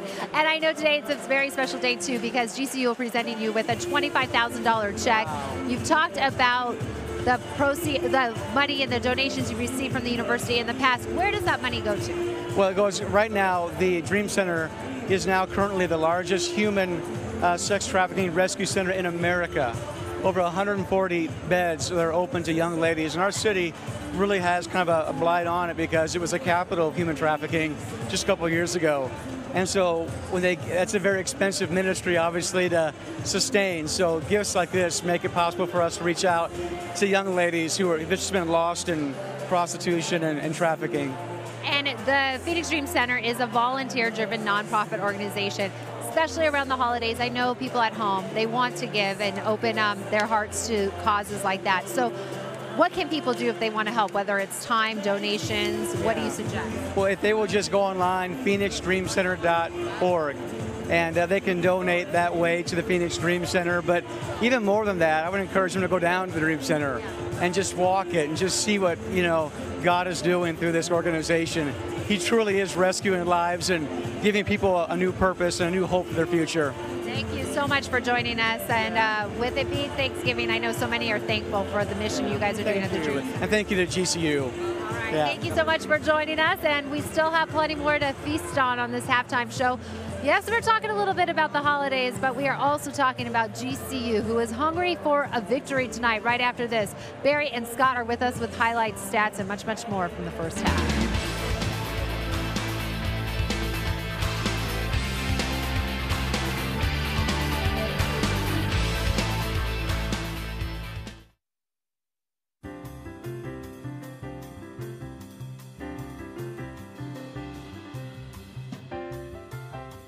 So this show is like the day in the life of Charlie Brown, and the reason why I think everyone should come see the show is Peanuts definitely had an effect on the way that I was raised. It's been a part of just my general person since I was very little.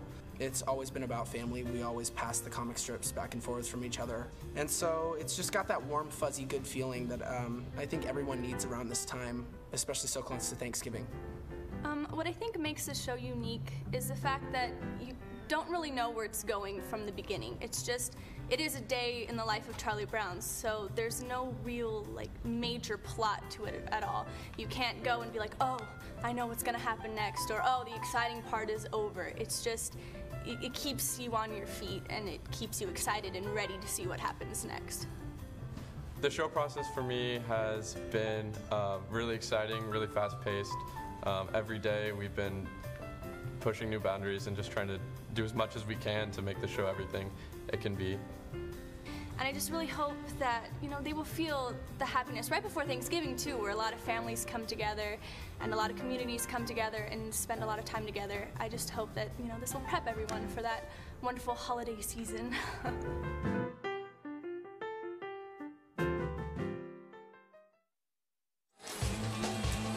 37-22, the score. The Lopes on top of the Spartans. From Norfolk State, Barry Butel, Scott Williams, Kate Longworth.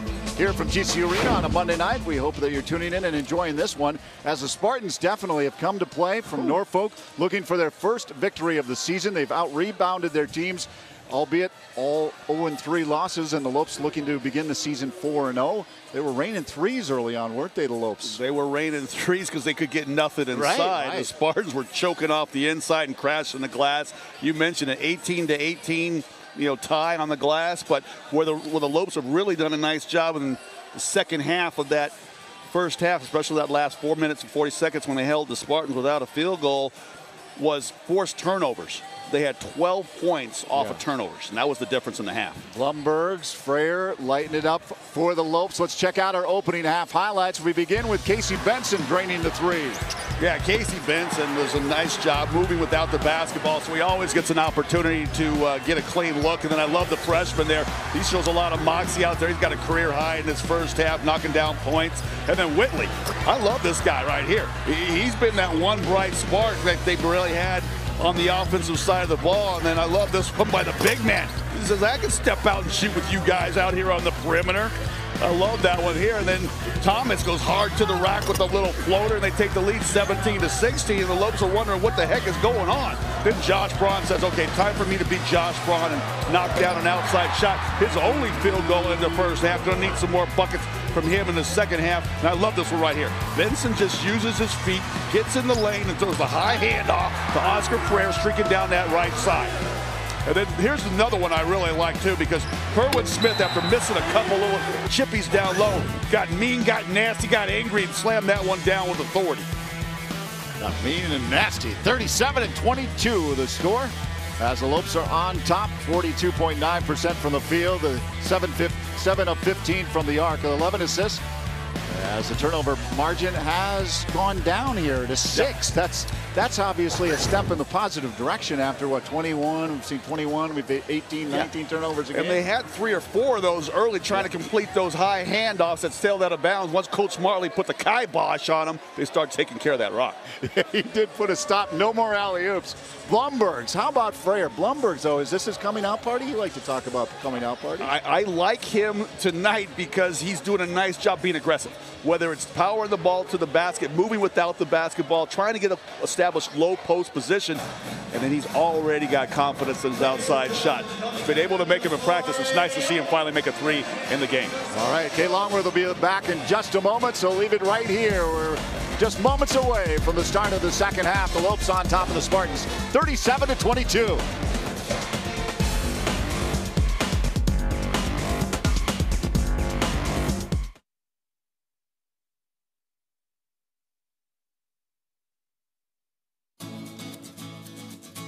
I've been to other colleges, and GCU is the most student-friendly campus that I've been in. I work full-time, I have a young family. Coming to class at night after work has been perfect with my schedule.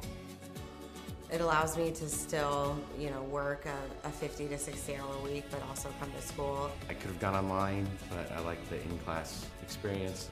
I work full-time, and I'm also a parent, so having evening classes have been the best option for me. Well, my favorite part of the program has definitely been the students and the faculty, especially the students. Our cohort has been really close, and we've become friends even outside of class. We all have a relationship now, and it really helps you get through the program. The professors have all been great. The focus on the individual students is unlike any other campus I've been in. What I've learned throughout my curriculum here at GCU, I've been able to apply on multiple levels. It is one night a week, so it's a lot easier to attend classes, especially since I like the in-person interaction. I know this knowledge is going to help me.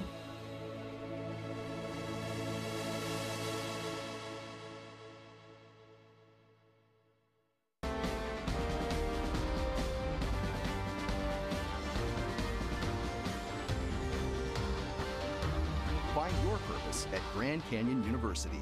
Private, Christian, affordable.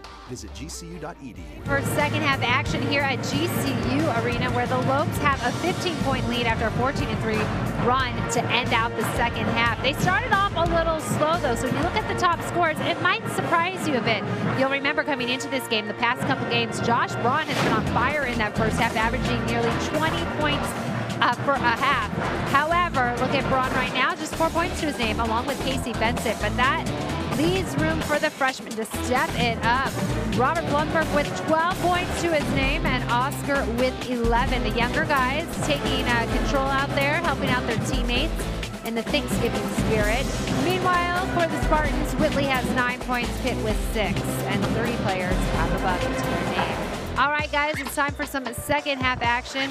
I think it's so interesting because we've talked to Dan Marley when this team has had a 20-point lead at half, and he still had some tough critiques for his players, but after talking to him at halftime right now, he seemed a little happy. I'm guessing that's because the team went on that impressive run to finish off that first half, and I think he likes what he sees from these younger players stepping up right now, coming into their own, and a lot of that stuff they're putting together at practice showing up on the court right now.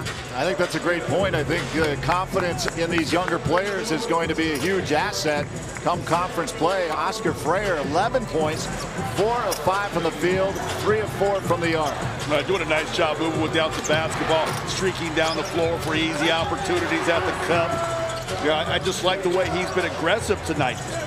11 points, as you mentioned in this one. They have between Freyer and Blumberg. They got 23 of GCU's 37. But when is the bench going to show up? Just 4 points off the bench. Laver and Smith with a couple field goals.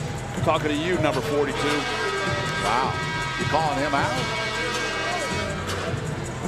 Calling him out because Coach Marley didn't like his action that first half. He missed a 3.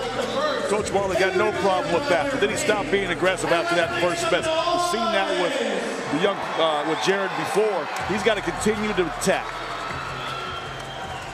We'll see how the Lopes respond here in the second. Blumbergs, Freyer, Braun, Keontae Vernon, and Casey Benson. Lopes will have the basketball. We'll inbound just to our left. Oscar Freyer being asked by the official. Yeah, nobody for the Lopes in foul trouble. They can be aggressive early except for Keontae Vernon. He doesn't want to get a quick third here. Benson plays catch with Freyer. Moves to his right. Cuts inside the arc, now into the paint. Vernon, Freyer for 3. Short, Blumbergs pulls it down, fresh 30 on the shot clock. Benson stopping, popping with the left, and in. Take a seat if you wish here to begin the second. Long thought he was going to be able to jump with the freshman, and he lost that battle, cost his team 2 points. Thomas. Back over to Robinson. Bungay. Alex Long. Bungay drops it inside. Oh, no doubt about it. Dan Robinson at 7 feet puts it home. Yeah, not supposed to switch. They're switching pretty much 1 through 4. They do not want Keontae Vernon switching out. That's an easy roll for the young big to just go right on down the lane and finish that. You're 7 feet tall. That's what you want. You want Vernon to jump right out there. It's just an easy little 1 step to the basket for the slam. Third personal on Robinson right after that, called on Vernon away from the ball. Benson wants somebody. Pulls down, goes right, kicks out. Vernon short on a shot he's not accustomed to normally taking.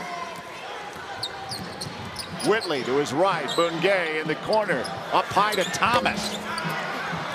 Rebounds pulled down by Vernon to Benson. That's what you want, Vernon, living on that glass. Anything he gets, he should get off the offensive glass. Casey Benson, bam! Bring it up, stop, and pop. Wow, perfect from the field. Benson 3 for 3 now, and starting to heat up from behind the arc. He's got 4 assists, so he's already been doing the addition. Now he's knocking down shots. Look at Oscar Freire denying 1 pass away. Then he got lost. Oh, the hoop and the harm. And no, wave that off. I think they're going to get a charge. It was Keontae Vernon got himself right outside that restricted area and took the flow between the numbers. Let's take a look. See, he comes all the way across from underneath the other side of the basket. Nice job by the young big there to get himself a good defensive play. Maybe that'll be the play defensively that'll spark him offensively. If you've got 2 personal fouls like that, is that a risky move?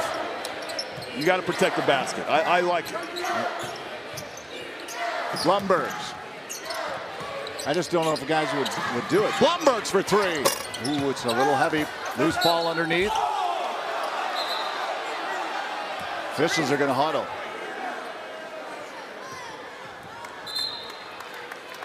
Lopes ball.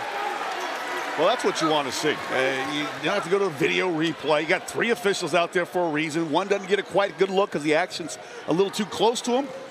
Maybe the 3rd official could come in from the weak side who might have had a clear opportunity to see the play. Well done. On back to Benson. Wants Blumbergs out. Wants some support. Freeing him up.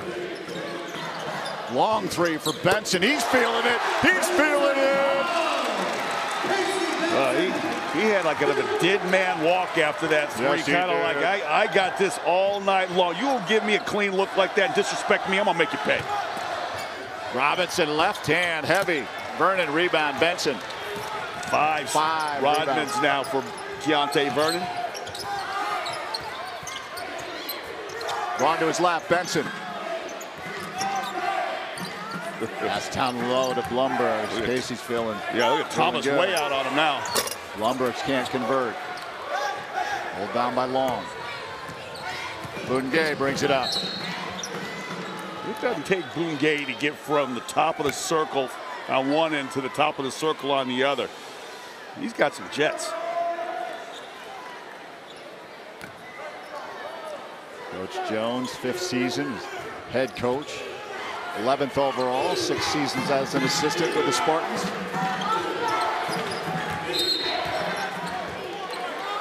Oh, they got Freire. Foul call on the Lopes, number 4, Oscar Freire. Second personal, first team foul. Second on Freire.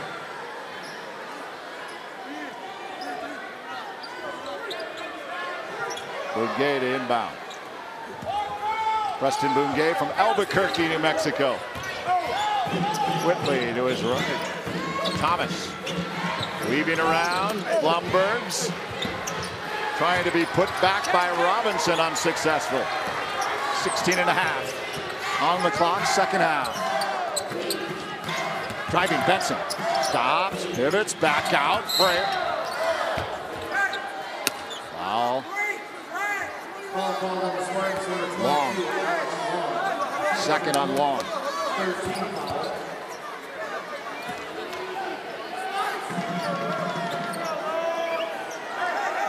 5:20 on the shot clock. Freyer to inbound. Blumbergs quickly turns, finds Braun. Looking for some room. Back to Blumbergs. Down low. Freyer's got a little real estate. Oh, Stone in front, and he's fouled. Well, that was a nice job. A nice look from the top of the court here, right down the middle. That's Blumbergs once again. Little freshman can move that rock. Oscar Freyer was going to try to punch someone's ticket underneath, but they got him with the body, kept him away from the basket. Third on long. Jamerson Jr. at the scorer's table. About to check in. In the ballgame for the Sparks, for Robinson. Derek Jamerson Jr. Jamerson Jr. This is the cat in the first half that was putting his head down and going through the hole. Lopes will have to try to cut off driving lanes when he's got the basketball.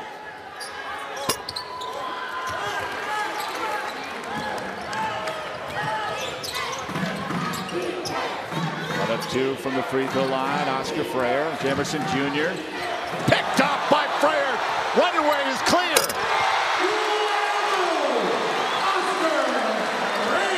Pregame back up the court. Pulls back. Whitley.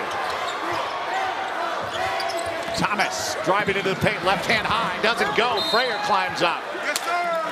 Up over the top is Alex Long. And Long, that's his fourth.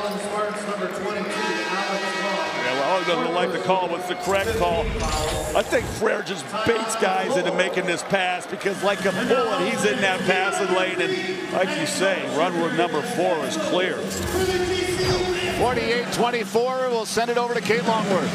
Well, guys, we know it's Thanksgiving week, and the Lopes, they like their home cooking. That's right. They have won, dating back to last year, 18 of their last 19 games here at GCU Arena, and they open up the schedule with 8 of their first 9 games playing here at home. So GCU, what are they doing? Well, they're gearing up for conference action. That's right. They're trying to get strong when they go into league play, and that starts on January 6th at Seattle University. So let's take a look around the WAC at how teams are faring. Yesterday, Cal State Bakersfield in action. They take the victory over Lamar, 85-73 at the final there. Seattle University hosting Belmont, and they fall short, 90-77. Belmont on top of that one. Kansas City gets the victory, 74-63 over Manhattan. Utah Valley coming up big tonight with the 97-52 victory over Eastern Oregon. UTRGV hit the road to North Texas, and they came away with the W, 75-63. And we want to remind you that the women's team, they're actually in attendance tonight, GCU Lopes. They are watching the men play, and then they will take the court on Wednesday, 7 p.m. to play Benedictine. You can catch that action on GCU.tv. And our crew will be back here on Saturday. No Food Como here. We'll be back on Saturday as GCU goes up against San Diego. Tip-off time is 7, but we're tipping off the action at 6:30 with our local pregame show. And we're expecting that a lot of students, I've been told, guys, the Havoc section, they're trying to get back for that Saturday night game. But if they're not back, hopefully they're joining us on our broadcast, watching along either on the computer or here on Your View.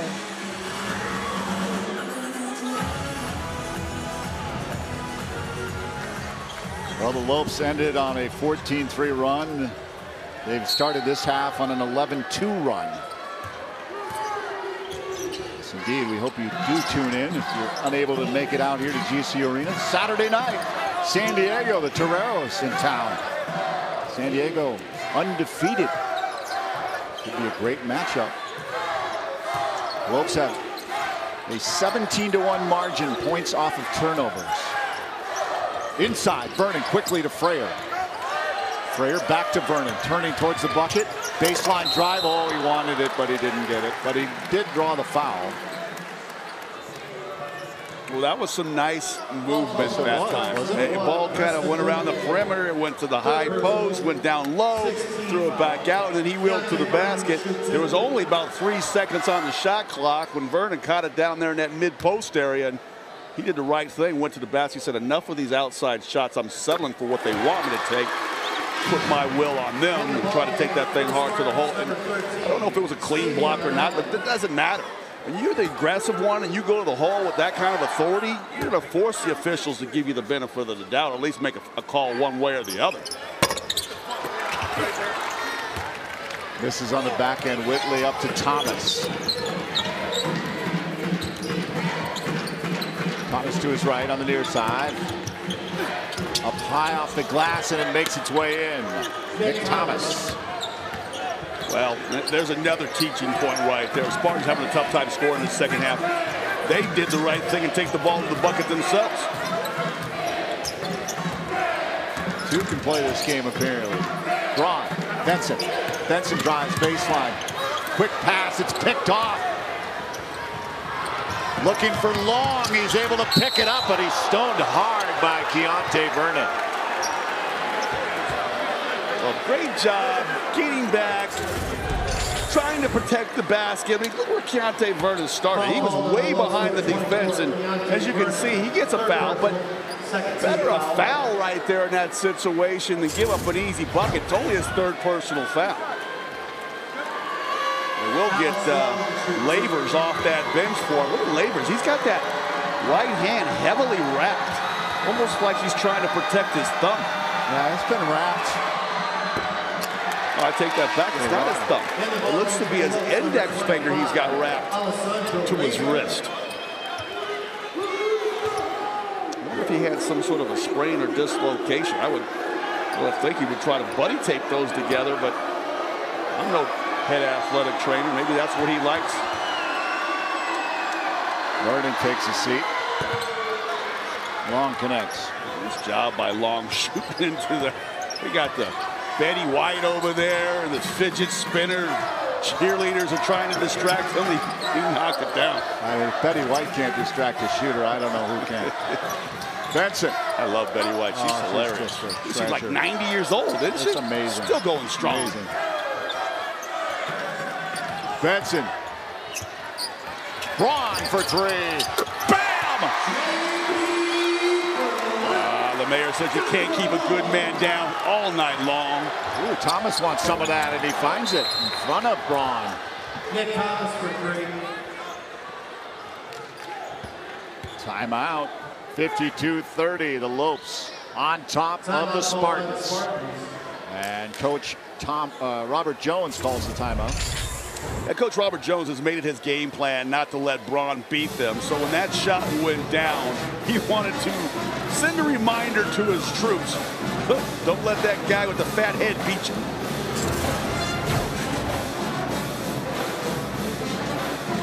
Not literally, this is the fat head up in the crowd. That's what it's called, a fat head, right? Fat head, yeah. Head coach Nicole Powell and the Lady Lopes look to secure their first win of the season on Wednesday after tough road losses to Cal Poly and UNLV. They'll be back at the GCU Arena on November 22nd when they face off against Benedictine from Mesa. Game time 6 p.m. If you can't make it to GCU Arena to cheer on the Lopes, be sure to watch the game online at gcu.tv. Michael Potter will have all the action on gcu.tv. Some of the team in the house, recognized here earlier. Yeah, I saw Bree Mobley out there kind of limping with a boot on her left foot. That's not a good sign. No, she's their superstar, the ball handler, the engine that makes that team go. I hope she gets healthy quick. Is that the coach? No, that's not the coach. That's a little young Lope there with some good idea on. With the headphones on, boy. I feel like I need those some nights I walk in here. These Havocs got it on full tilt. The Thunder is. Oh no, this can't end good. That's gonna.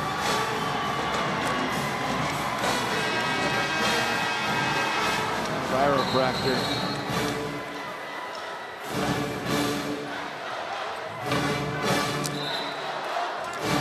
Another great crowd here at GCU Arena. Family-friendly entertainment. Kids of all ages enjoying the Lopes.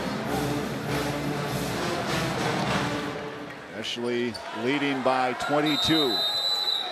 14 to go on the clock here in the second. Frayer takes it from Blumberg. Look at this full court press now by the Spartans, trying to force a turnover. Lopes have been successful when facing that press. Yeah, Marley got them coached up good on how to break those presses. Benson, Blumberg, inside Laver, picks it up, puts it home. Yeah, he just had a little balsamic on his fingers there to wipe that off, and then he stabbed that ball and little was able to hit it home. Huh? Little Italian dressing? Yeah, exactly. fumbled it a little bit, but was able to get it back and put it in. I mean, I love the entry pass. They zip it down to him. That's Blumberg's a number of times now to that high post position. He finally is able to put a fork in it and get it up to the end of the basket. Oh, looks who's wide open, Allen.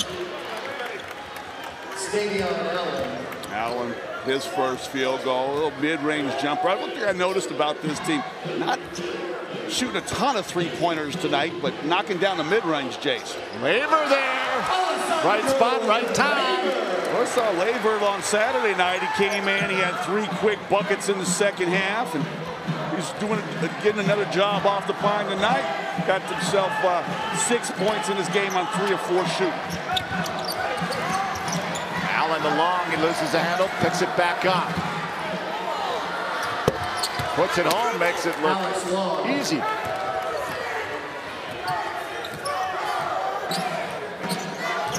Benson.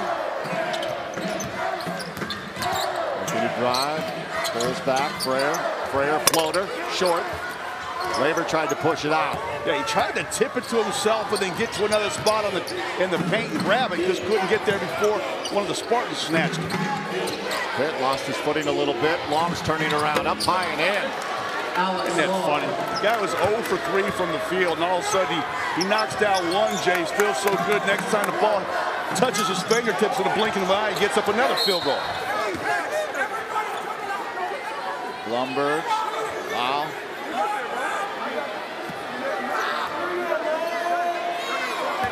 Coach Marley is pacing that sideline like a wildebeest or a hyena. Got a wildebeest he's checking out, but look at that one right there. Hey, one thing I will say about these freshmen, they do extremely well, and watching a lot of college basketball the last 4 years, is make sure they secure the basketball before they try to do a lot with it.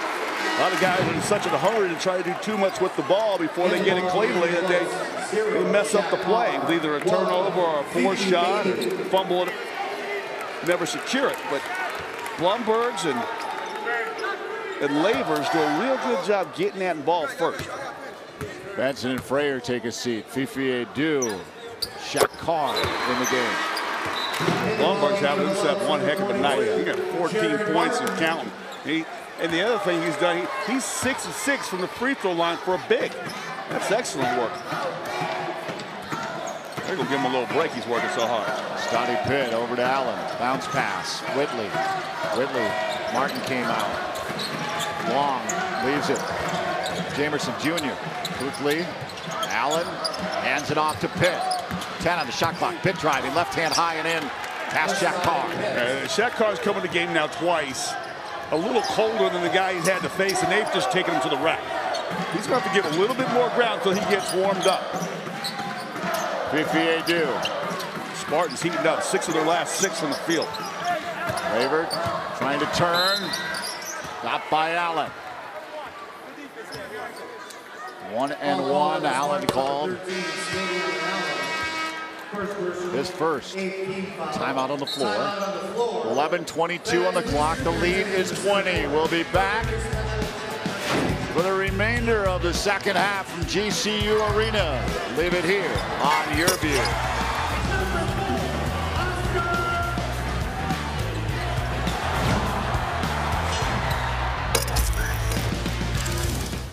I'm Sarah. I'm a senior at GCU studying hospitality management. Since the program started, it's already grown so much. There's so many opportunities for students to be able to learn outside of the classroom. We have the golf course, we have the hotel, the restaurant. My professors are industry professionals. It makes me feel comfortable knowing that I'm being trained in relevant information. When you graduate from GCU with a hospitality degree, people know that you're prepared. I think it makes you better equipped to handle any situation. It makes you more valuable, especially here in Phoenix when there's so many opportunities. The best part about being a GCU student is just the fact that I'm in a community where everyone supports me and everyone wants to see me succeed. One of the things I love about GCU is just the importance they place on servant leadership. I serve in the children's ministry, teaching Sunday school. It's incredibly rewarding. GCU is helping me find my purpose. Find your purpose at Grand Canyon University. Private, Christian, affordable. Visit gcu.edu.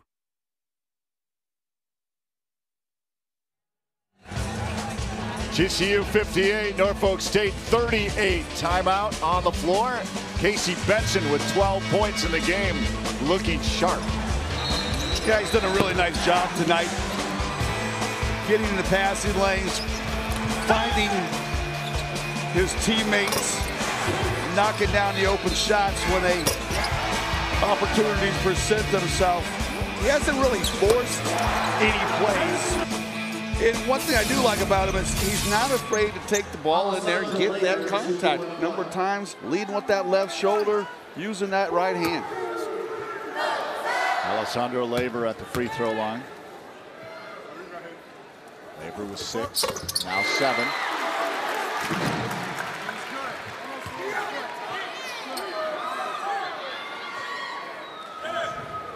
Laver was 4 or 6 from the free throw line coming in.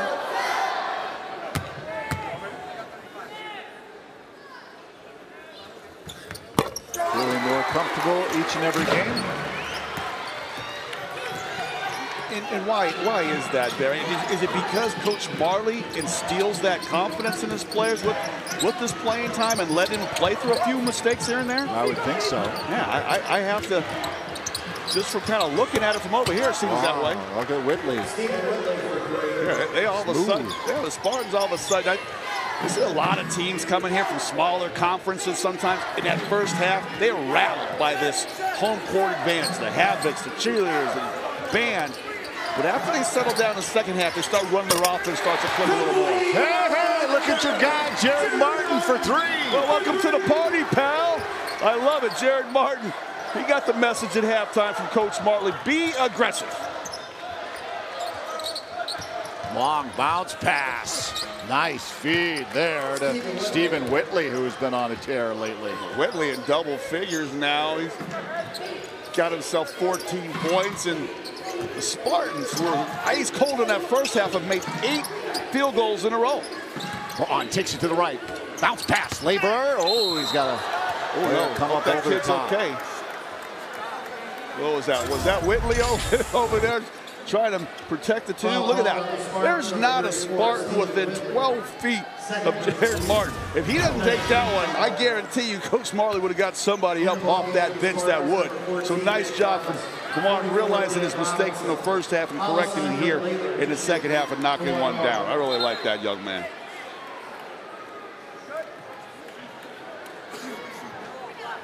The leads that they've experienced here into their 4th allows Marley to give these guys some minutes and some valuable experience early on. Oh, yeah. I mean, yeah, sure, they've opened up to a 21-point advantage now with 10 minutes and 12 seconds to go, but this was a nip-and-tuck game. Remember, this Spartans team, they had the lead at 17-16, but it's been the Lopes' ability to be able to put little streaks together on the offensive end and shut them down defensively that's really kind of opened this thing up. But they're not going to go quietly into the night. This thing is far from over. Laver connects from the line. Whitley, eyed by Fifi Adu. Whitley pulls back to his left. He'll foul away. Looks like Laver's got that classic pose again. Well, Robinson did a great job of posting Lavers. I mean, he took a hammer and drilled him down into the ground underneath. And Lavers had to raise his foot off the ground and put his knee up Robinson's backside, and that's going to be a whistle every time.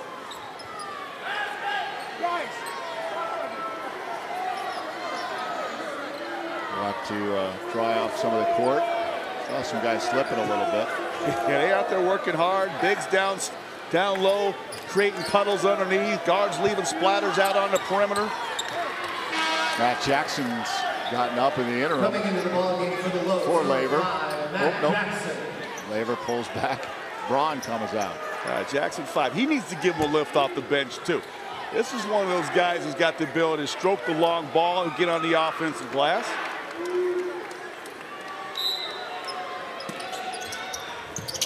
Bounce pass quickly, swarmed. Oh, Laver couldn't pick it up. Long right in, not there. Shaq Carr. Quick long picked off. He tried to find Fifi Whitley. But not going to happen. Oh, Jackson's out of position. Well, somehow they got 2 guys on the ball in rotation there. And Jackson actually makes a good play by committing the foul because he was on his way to the bucket. So now it's just baseline out of bounds, and it's only Jackson's first foul.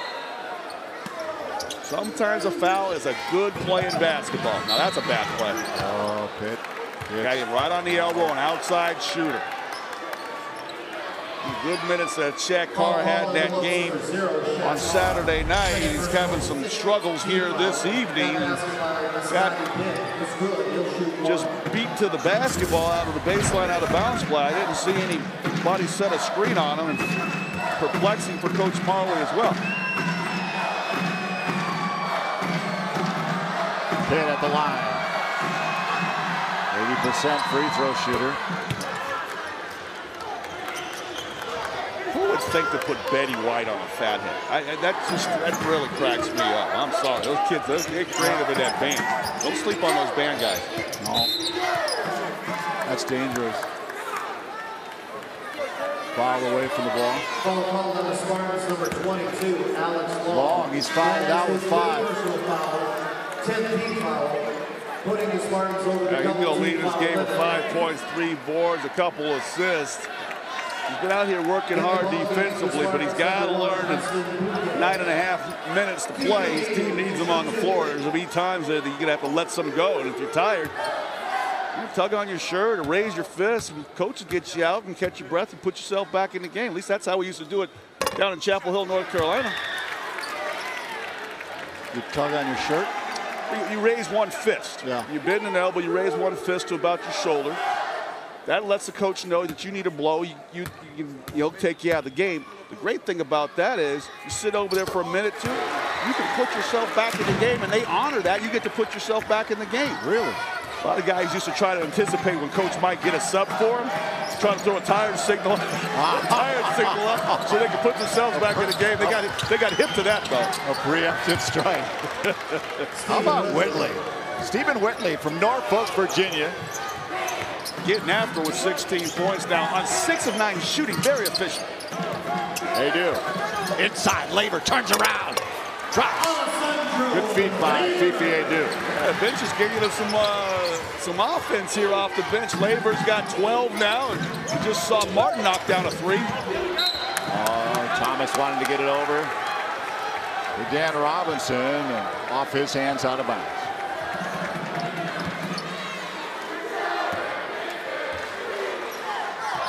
Under 9 to go. Bench points. Yeah, 4 in the first half. Now the Lopes got 18 points, and it was a 13. I'll take that back. That's not correct. But the Lopes were at a serious disadvantage of that at the half, 9 to 4. Martin for 3. Yeah! Took a little while. Iron so kind. Thomas rise. Right into the belly of Martin. Martin, like one of those Russian dancers, the way he flopped on his back and almost kicked himself up into a stance here doing a little Russian dance, but he did a nice job moving his feet. He thought he had the call. I love that one right there. 1, 2, 3, 4. 4 bounces off the iron before it comes in. See if he gets set. Oh, he was moving. He was moving. Might have been in the restricted area. Good call by the officials. Zebras got it right. Both teams shooting well. Second half, 65% for GCU, 63% for Norfolk State.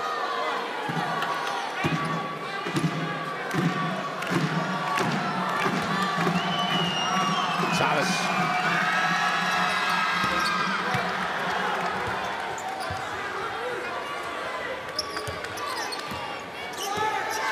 Carr. A little light pressure out of the Spartans here. Whoa.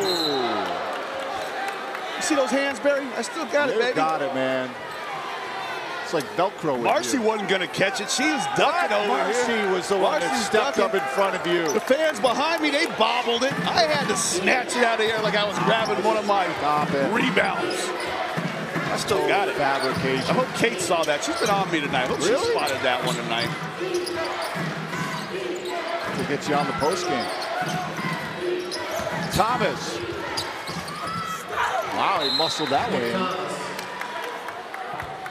Have these Spartans been way more aggressive going to the basketball hoop than they were in that first half. Seems to me that they have been flying hard to the hole with reckless abandon, trying to get themselves some buckets. Labor with 12, and how about Roberts Blumbergs? He's got 14 points in the game, and he's looked sharp. A lot of the young guns coming in off the bench. Blumbergs got the start again tonight. Marley's going to stick with him, and he's coming out here. Yeah, Blumberg's doing a great job, career high. He's been aggressive right from the very beginning. I love this one right here because that's getting your feet squared, your shoulders squared to the basket, and having the confidence to knock it down. And after you soften them up outside, you go bang them down low, and you bang one in with the lefty offhand. And he's been mixing up his ability to be able to get fouled and get to the line, where he's knocked out all of his free throws. Blumbergs, 2 of 4 from the arc tonight, helping the Lopes now to tie the most three-pointers in a game. They set that mark February 17th against Chicago State. Looks sharp from the arc. Yeah, wasn't that the game that Braun had 9? Didn't he have 9 of those 12 in that basketball game? I'm pretty sure that's what he set the school record in, but they've been making a point to shut him down tonight. Everyone's the WAC preseason player of the year is on a tear, averaging 20 points a game. So it won't be the last time he sees the head coach say, we will not let Braun beat us. Make somebody else beat him. And they've had guys step up like Blumbergs, like Vincent. Frere's been hot. Yep. You know that when we begin conference play, they know all about Josh Braun. They're trying to shut him down. They got 4 guys in double figures scoring. Labor's come in here in the second half. He's got himself 12 points. We mentioned the 14 Blumbergs and Frere have, and little Casey Benson. He's a little quiet assassin out there. He's got 12 points. Jack Carr takes it from Matt Jackson. Carr, and by Bungay. Cross over to the left, back to Jackson. Rolls down in the corner. Martin inside. Labor waits patiently, and it doesn't go. Labor's couldn't believe it. That's the easiest shot he's had all night long. All he had to do was just bang it off the backboard, but he got kind of confused whether he wanted to do a straight jump hook or use the glass. Off of the foot of Nick Thomas. But Martin's like, hey, I was just getting hot, coach. Don't take me out right now. I got the defensive stop. I wanted to try to get another 3 up on that scoreboard. All 5 starters back in the game. It's remarkable how deep the bench is this season for GCU. Yeah, we haven't always been like that when we broadcasting those games. We always used to wonder, okay, we had 2 options off that bench, and everything else was a big question mark. Now you've got 10 guys he can play. Braun, fresh legs, Frere drives baseline, stops, pops.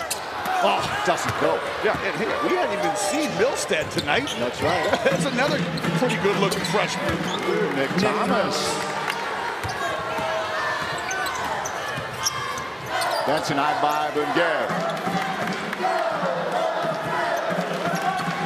Benson back. Blumbergs wants 3. Short, little flat. Pitt. 5-0 run the last minute and a half for the Spartans. Tipped by Frere. Vernon. Nice save to Blumbergs. Good hustle play by Vernon. Frere drives.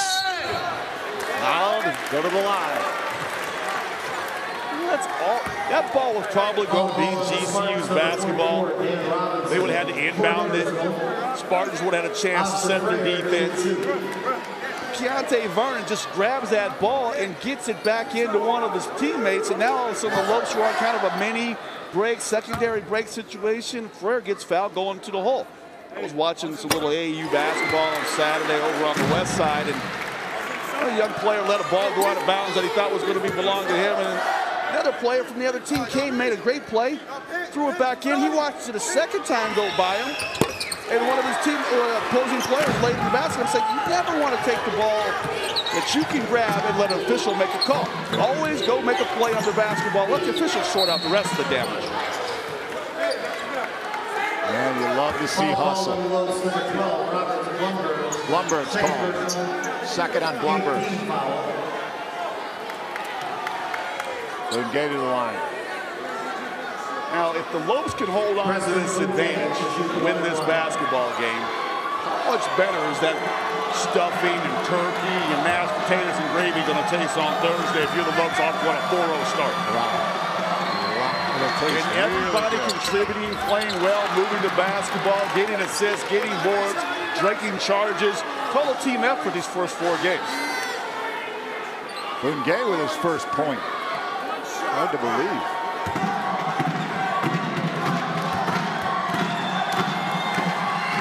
Averaging 13.3 points per game. Second only to Pitt. Okay, must still have sand in his shoes from that game down in San Diego, huh? He could not get going tonight. Wolves had something to do with that, too. Blumberg, bounce pass, Braun. Travel on Braun. Whoa, hits the floor hard. Wow, a little bit of yapping going on. We got a technical on Josh Braun. Robinson. Well, something kind of happened after the whistle between Braun and Robinson. I don't know if Robinson pushed him down or if he just landed on his foot and he slipped down, but not one having none of it. He took exception to it. I think he said something about Robinson's mama. Robinson didn't like that. Oh, yeah, see, look, Robinson just kind of smacks at the ball. And Josh Braun said, hey, there's no need for that.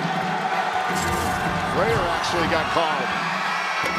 Probably in support of his teammate. Thomas. 0 for 1.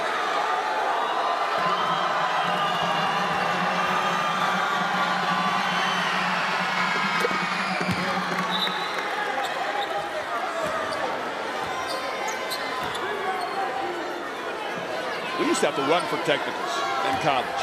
When you got a technical the next day of practice, everybody on the line. Coach will make you run. Pitt, under 6 to go. Takes it back from Whitley. Gay. Whitley. In the corner, Pitt looks for 3. Off the mark. Blumbergs. Benson.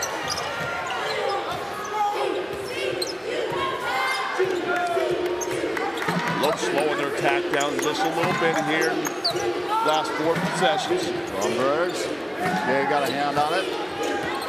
Low pass to Burden. Oh, how about a sweet feed from Casey Benson? Oh, like he was skimming stones on a still pond the way he slipped that ball down. Travel on Whitley. Travel is the call. We'll go back to this one more time. See, all the defenders' arms are up high above their waistband. He just skims that ball by 4 green shirts. Right on the money to Vernon, who flips it in the basket. Vernon says, thank you very much. A little bit of chatter going back and forth between the 2 teams. Braun. Oh, look for Frayer. Vernon. Benson. A little zone defense here had confused the Lopes. Frayer wanted it, and he got it. Confused no more. Moving around the perimeter. Find the hot guy. Frayer's done a nice job out there behind that arc. Knocks down his 4th 3 of the night. I want to say that's a career high in 3s for Oscar Frayer. Team record 3-pointers tonight.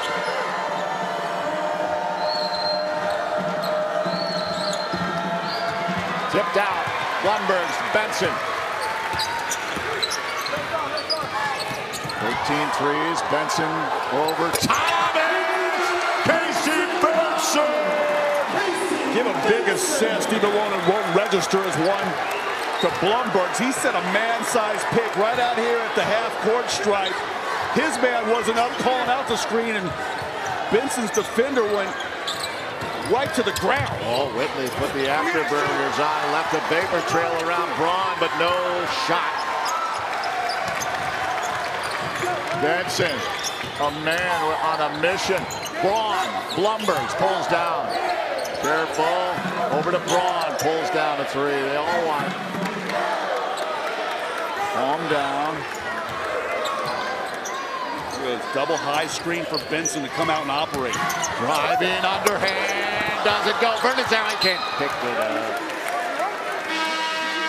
I like that play. It's apparent that Benson's more comfortable going to his right hand than the lefty is actually going to his left. They run that double drag across the top for him to go to his right. Oh, GCU 81-56 over Norfolk State. Keep it right here. 3:19 to go.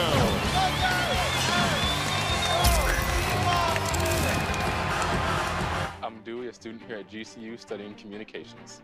My dad graduated from GCU in 2009, and he is definitely bleeding purple. He loves GCU to the max. Me choosing to follow in his footsteps was the best idea I could have chosen. I absolutely love sports, playing them and watching them, and I could talk about them all day. GCU has made it possible for me to pursue my passion of becoming a sports broadcaster. The program they had here and the direction it could take me was exactly what I wanted and what I needed. Knowing that I could talk to a professor or a counselor about literally anything that has to do with my academia or even just my personal life was encouraging and exciting to know. The friends and the roommates that I've had in the last 3 years have made my quality of life 1,000 times better. I am a GCU Lope, and I will forever always be one. Find your purpose at Grand Canyon University. Private, Christian, affordable. Visit gcu.edu.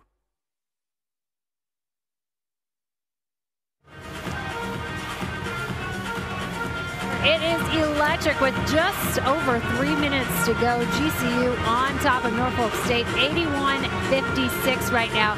And guys, we've been talking a lot about the bench production. I think we've really seen a lot of guys step it up tonight. And I imagine that with a strong bench and this depth, you're probably seeing a result of what's happening at practice. I imagine, Scott, you can chime in on this from a player perspective, but when your whole team is this strong, you're getting good workouts in when you're going up against your teammates. You're really getting ready for that game action.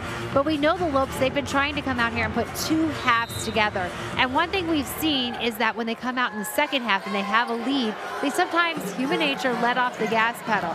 But tonight, despite that slow start in the first, Scott, are you seeing that this team kept the intensity in the second half? Yes, absolutely they have, Kate. It's been a really nice job by Coach Marley keeping his team focused in the locker room with a large lead at the half. Knowing they got a holiday break coming up would be very easy for them to come out lackadaisical and go through the motions.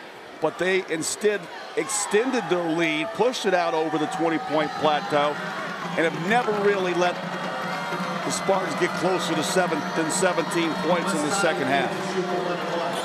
I mean, they had 14 points in the first 10 minutes of action. Well, they've had 67 points in the last 27 minutes of action, and it doesn't seem like it's going to let up anytime soon.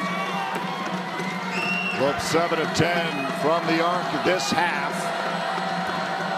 on an 8-0 run over the last 2 minutes, 2 seconds.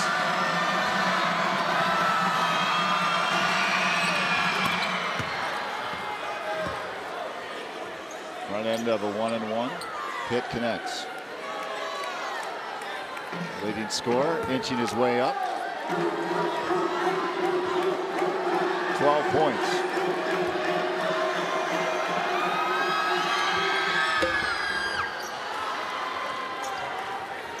Vernon inbounds, Casey Benson. Well, the bench certainly responded. 21-16 outscoring the Spartans. Is GCU. I don't think they heard me talking bad about it during the break, did they? Up high!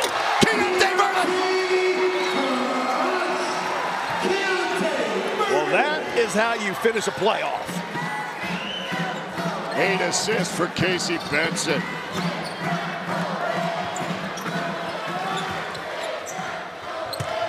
Robinson trying to turn quickly. Bungay to Thomas for 3. Short. Rebound picked up. Jamerson Jr. good hustle. Pitt floater. Not gonna find the bucket.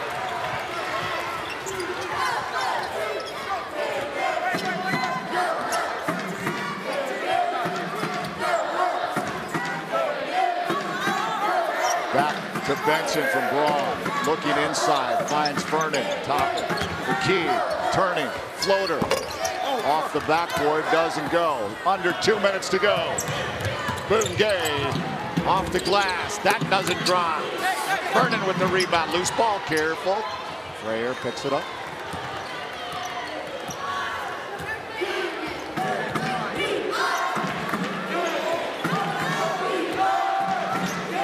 Lopes on their way to begin the season a perfect 4-0.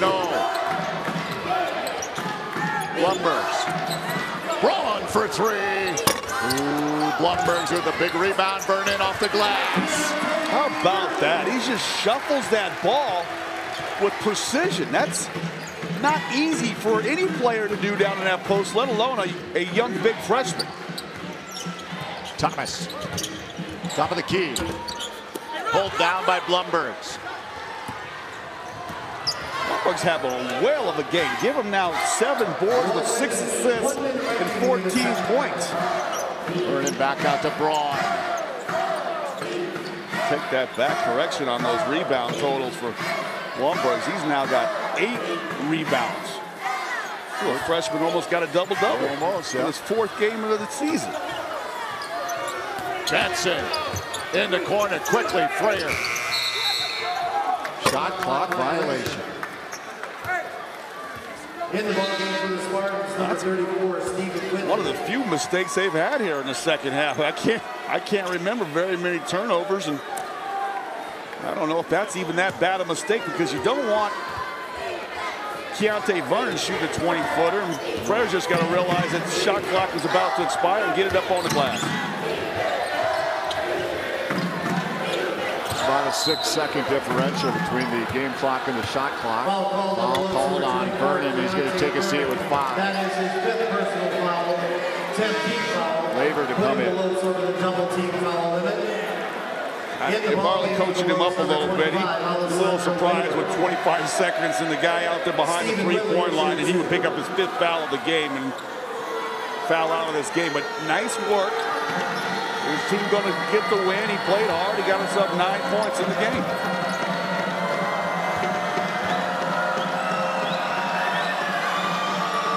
Whitley. 17 points. Leading the Spartans is Whitley. Stephen Whitley. Yeah, they got 3 players in double figures. Lopes got 4 players in double figures. Some balanced scoring out here tonight. And Freyer, he got 19. He had himself a basketball game. A couple steals, couple big rebounds, couple big dunks. 15 on the game clock. Braun. Just dribble it home.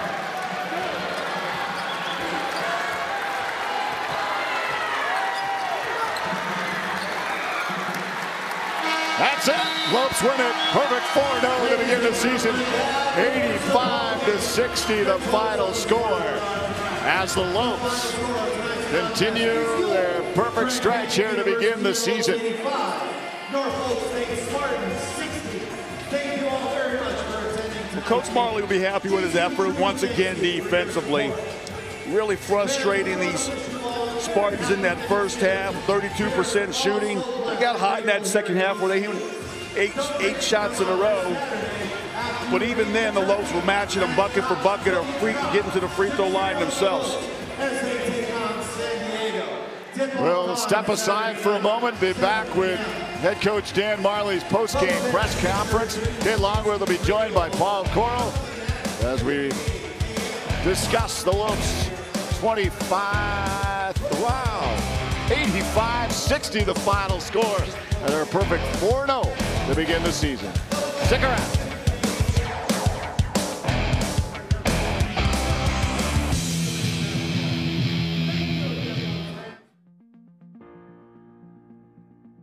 Our company is Comfortpedic Inc. We're a local mattress company here. It's a small family business that my dad started. Now we are providing the dorm mattresses to the most recent dorms here at GCU. One of my professors, he was a professor for my junior year, Paul Waterman, he was the one that started everything. Without him, like, this wouldn't have been possible. I came up with a short presentation, a very quick business pitch.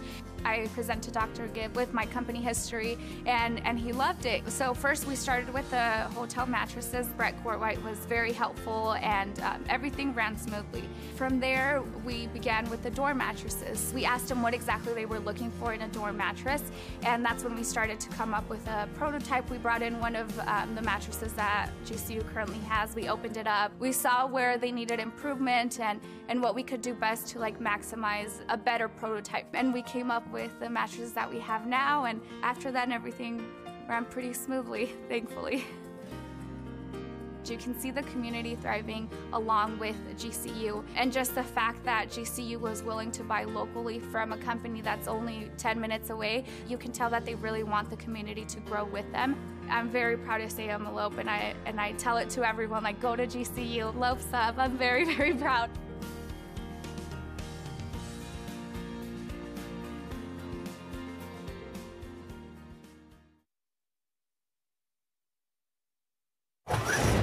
$85-60 the final score. We take a look at our final stats. Field goal percentage, 49%. Three-pointers, 14 of 26. Just to check now, 14 is the D1 mark. They tied that. Checking in the stat sheet, 15 was the record by the Lopes back in 1994. Wanted to correct that as well. Turnovers, how about that? Yeah, Scott Williams pointed out 11. Yeah, second chance points, 12 zip. Much better job taking care of the basketball tonight. I don't hardly remember but one or two turnovers in the entire second half. I know they had that little 30-second violation, but for the most part, they took care of the basketball and they took care of the Spartans. Casey Benson, 15 points, 8 assists, 14 points in the game for Roberts Blumbergs, who almost, as you mentioned during the course of the game, almost had a double-double, as did Casey. I'm impressed by the young freshman. He was really struggling to find his outside shot. He started the season 0 for 5, and most of those weren't even close. And he has the confidence to continue to stroke it from the outside. The first one he took was a good 3-4 feet from behind the line. I said, that's not really the way you wanted to get to go, like, no, no, no, and then yes, yes, yes, as it splashed through the net. And then he was off and running after that one. Player of the game, we've got to give it to Oscar Freyer. 19 points in the game, chipped in with 6 boards. Yeah, he was very aggressive in this basketball game. I love the way he uses his energy and his quickness to beat defenders down the floor. And Casey Benson's been a real help finding him out there on the perimeter. And whenever he is being aggressive defensively, good things happen for the Lopes on the other end as he took that one hard to the rack. I love the way this young kid gets up and then detonates above the rim. 19 points, 4 of 6 from the arc, 6 rebounds for the sophomore from Oakland, California, Oscar Freyer. These leads for GCU in these first 4 games that they have won to begin the season have really enabled Coach Marley to get everybody involved, building their confidence, getting them minutes. You just can't lose when you're on the court. You got to see game action, right? You got to see repetitions. You got to allow them make a mistake or two, and they have those margins and those leads to allow that. Well, you know, we've been kind of on them about the high turnover totals, but a lot of that has to do because they are playing so many people that are seeing a lot of action for the first times, and you can expect a couple more turnovers per game. Yeah, theirs have been excessive. There's no doubt about that, but as they get repetitions, as they get some confidence with one another and learn each other's games, we're going to start seeing those totals drop down. If they could get 11 every night, that would be fantastic. I don't think that's going to happen, but you'd like to see them right in that 13 to 14 range. We revisit your 3 keys to the game tonight, with that Thanksgiving theme. Yeah, pass the mashed potatoes and gravy. I mean, they're doing a really good job keeping that number, super high, 21 tonight. Wonderful. They pounded the glass, and Coach Marley's thankful and grateful the way his team gets after it, rebounds the basketball.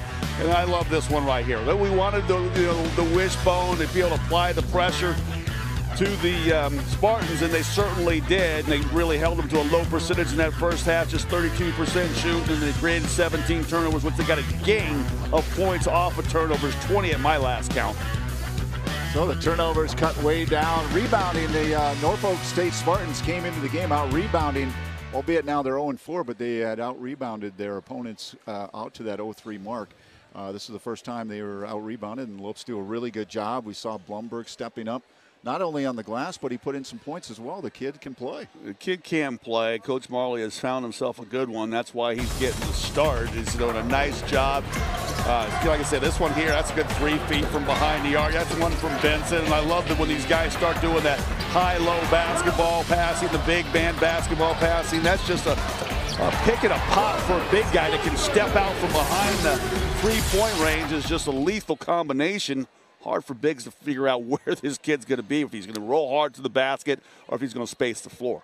And Marley keeps putting him into the starting lineup. He really knows what he has with Blumbergs. It just needs a little time to develop. He's going to be a fun player to watch develop, get bigger, along with Laver to fine-tune their games. Yeah. They're going to be a force. When you say bigger, you mean more muscle. Yeah, because I think with an extra 15, 20 pounds that the strength and conditioning coach could put on him where he can still keep his outside touch, it's going to be a massive addition to his game.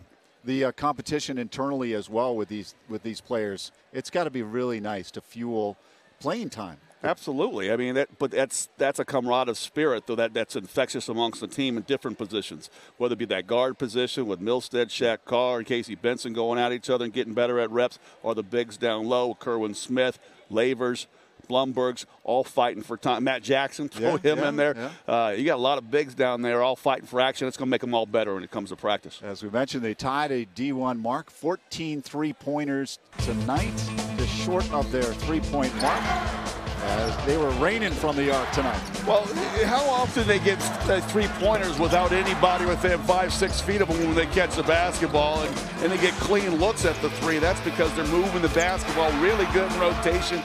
The ball's always going to move faster than the defense, and they're slow to recover, especially after they've logged a few minutes. And the Lopes just continue to work that ball around the perimeter, but they do it in a number of different ways, whether it's swing pass on the perimeter, penetration pitch, drop it down low inside, and then the kick-out pass back out to somebody on the perimeter. But they all pass the ball extremely well where you catch the basketball and have a chance to go in and shoot it with rhythm. It's not outside their body. It's not down by their toes, not up over their head. Coach Marley and the assistants doing a nice job making sure they're precisions. All right, they limited the turnovers. 4-0. They're going to be taking on a now undefeated San Diego team coming in on Saturday. What do they need to do? Well, I think they enjoy this one. They enjoy the break. They come back and get in that lab a couple times and work on the fundamentals of what they're doing on their switching defensively, because they have been choking off the middle, allowing very little drives to the basketball in the first half. It's allowing them to get off the quick starts. All right, we'll send it into Kate Longworth and Paul Coral. All right, thank you guys. Just tailoring off some of the things you've been talking about and throughout the game, but wow, we are seeing just how deep this GCU team is. Evidence of that tonight on the court. Yeah, he keeps talking about whittling down the rotation, but it's hard when you get your big contributions from a guy like Kerwin Smith, was the 11th guy on the floor, and that's when the game started turning. And now we're going to hear from Dan Marley. I'm guessing he's pretty happy after what he said. Wrap it up. Well, good win. I mean, 85-60, good win, but just not happy with the second half. I told our guys, if you want to be a good defensive team, you can't be a good defensive team for 20 minutes, which we were for the first half. And then the second half, I mean, they were shooting 67% at one time. And we locked them up at the last couple minutes and got it down to 52. So our guys, it's not good enough. They know that. That second unit, who's usually been pretty good for us, was bad. Came out and just stopped playing. Good things. Oscar played really well. Josh struggled tonight. Casey really well on the offensive end. Josh really well on the offensive end. Roberts came out, did a good job. He's learning. So overall, good. 11 turnovers, which is really big. That's down from what we've been doing. Rebounding still not very good. But like I said, the win's a win, and we'll take it. But I tell these guys all the time, we're playing for something a whole lot more. We're trying to do something that's really, really hard. And you got to be better than that for 40 minutes. So hopefully they'll learn without having to lose a game doing it. Took a little while in the first half to find the traction. What do you think turned it there? Yeah, I mean, that's a team that's going to switch up defenses. And I think we're more worried about, are they in a 2-3? Are they in a 1-2-2? Are they in a man? I just told you, just move the bodies, move the basketball, attack, get into our running game. And we were able to do that. committed some fouls early, some offensive rebounds. So once we started playing good defense, we went to our switching defense, and that allowed us to get some stops there in the first half, and we were able to get out and run and get kind of hot. So again, I think it was more our defense turning on a little bit for us to get going there in the first half. What's pleased you with the maturation you've seen from Oscar out there? Well, Oscar, Oscar's really good. Last year as a freshman, he played a lot of minutes and had some growing pains. He shot a lot of threes early, kind of lost his way, and then at the end of the season last year, probably the last half of the season, became a slasher, an offensive rebounder. I told him he had to be our best defender, and I think he's really bought into that. And he's worked hard this summer on his shot, and he shot 4 for 6 from threes. So if he continues to work on that and gets better at the shot, he's going to be hard to guard. But what I've always told Oscar is you got to be our best defender. You got to be our best rebounder. You got to fly around. If you want to be a scorer, you're not going to be very good. Energy finds the ball with him. So if he does the stuff he has to do with rebounding and defense, he's going to find a way to score, and the ball's going to find him. And he's starting to buy into that, which is nice. He's got to work on his passing, his ball handling. He's not a good passer. He's not a good ball handler. Those are things he's really got to work on. But I just love his energy. If he plays without a passion and defense and rebounds, he's hard to stop. Yeah, Casey's a smart kid. He's got to figure out, like I said, what we're doing is complete 180 from what he was at Oregon. And Oregon's a great program, but they didn't use him that way, and I use him this way. And he's doing a good job. He's just got to figure it out. He's got to know when to shoot it. He's not a blow-by guy. He's got to get guys – he's got to get off the ball and then find a shot when he has it and take it. He's not always going to the basket. And he's starting to figure that. He's very smart. He's very competitive. He'll figure it out. And I got to figure it out. I got to figure different plays where we can get him. And I'm not worried about it. I don't sit over to think, how do I get Casey shots? I don't think that. I think, how are we going to win? The only guy I think about getting shots is Josh. But those guys are going to find shots. And Casey will find it because he's smart. But he's got to worry about passing, playing good defense, and taking his open shot and making them, and he did that tonight. I want him to be aggressive, and he is. What did the guys in the locker room learn about winning a game in which Josh didn't have it? Well, our guys know we've won games without Josh before. I mean, he was out, 7, 8 games last year, and we won a lot of games, and we played Louisville to 9 here. We played Arizona to 7 or 8 there without Josh. So our guys know they can play without Josh. We don't, live or die with Josh. It makes it a lot easier when Josh is hot. But, the thing for Josh is everybody's going to concentrate on him, and they're not going to let him get easy shots. So our guys just got to move the basketball, and we got good players. And when Josh is hot, it makes it easier for everybody. When he's not, he's still going to draw people to him. So other guys just got to step up and score. Turnovers down, but still had pretty good ball movement. Even Roberts had 6 assists. Yeah, 21 assists. I said we had 20 assists last game. We won over 20 this, and like I said, it's probably more my fault. Last year with Dwayne, the ball was in his hands all the time. And Dwayne was such an explosive scorer that he'd come up and score first and then get guys involved. Well, like I said, Casey's not like that. So we got to get the ball moving side to side, get other guys involved, and then get it back to Casey when he's open. So it's a maturation problem situation for me and our guys learning with these guys. And like I said, Roberts is going to be really good. He can shoot it, he rebounds well, and he plays defense. He just got to find his niche. You guys shot a lot of threes. You like those guys to be able to have that confidence? Yeah, I love threes. If they're open, shoot it. I've never told a guy it's a bad shot, really, except for Keontae. Keontae just keeps shooting them, except for that last one. He should have shot that one. And he's open for a reason. But I like guys shooting threes if they're open, if it's their shot. I mean, I think it's a good shot for most of our guys. And we work on it. So, as long as it's a good shot and if they're confident about it, shoot it.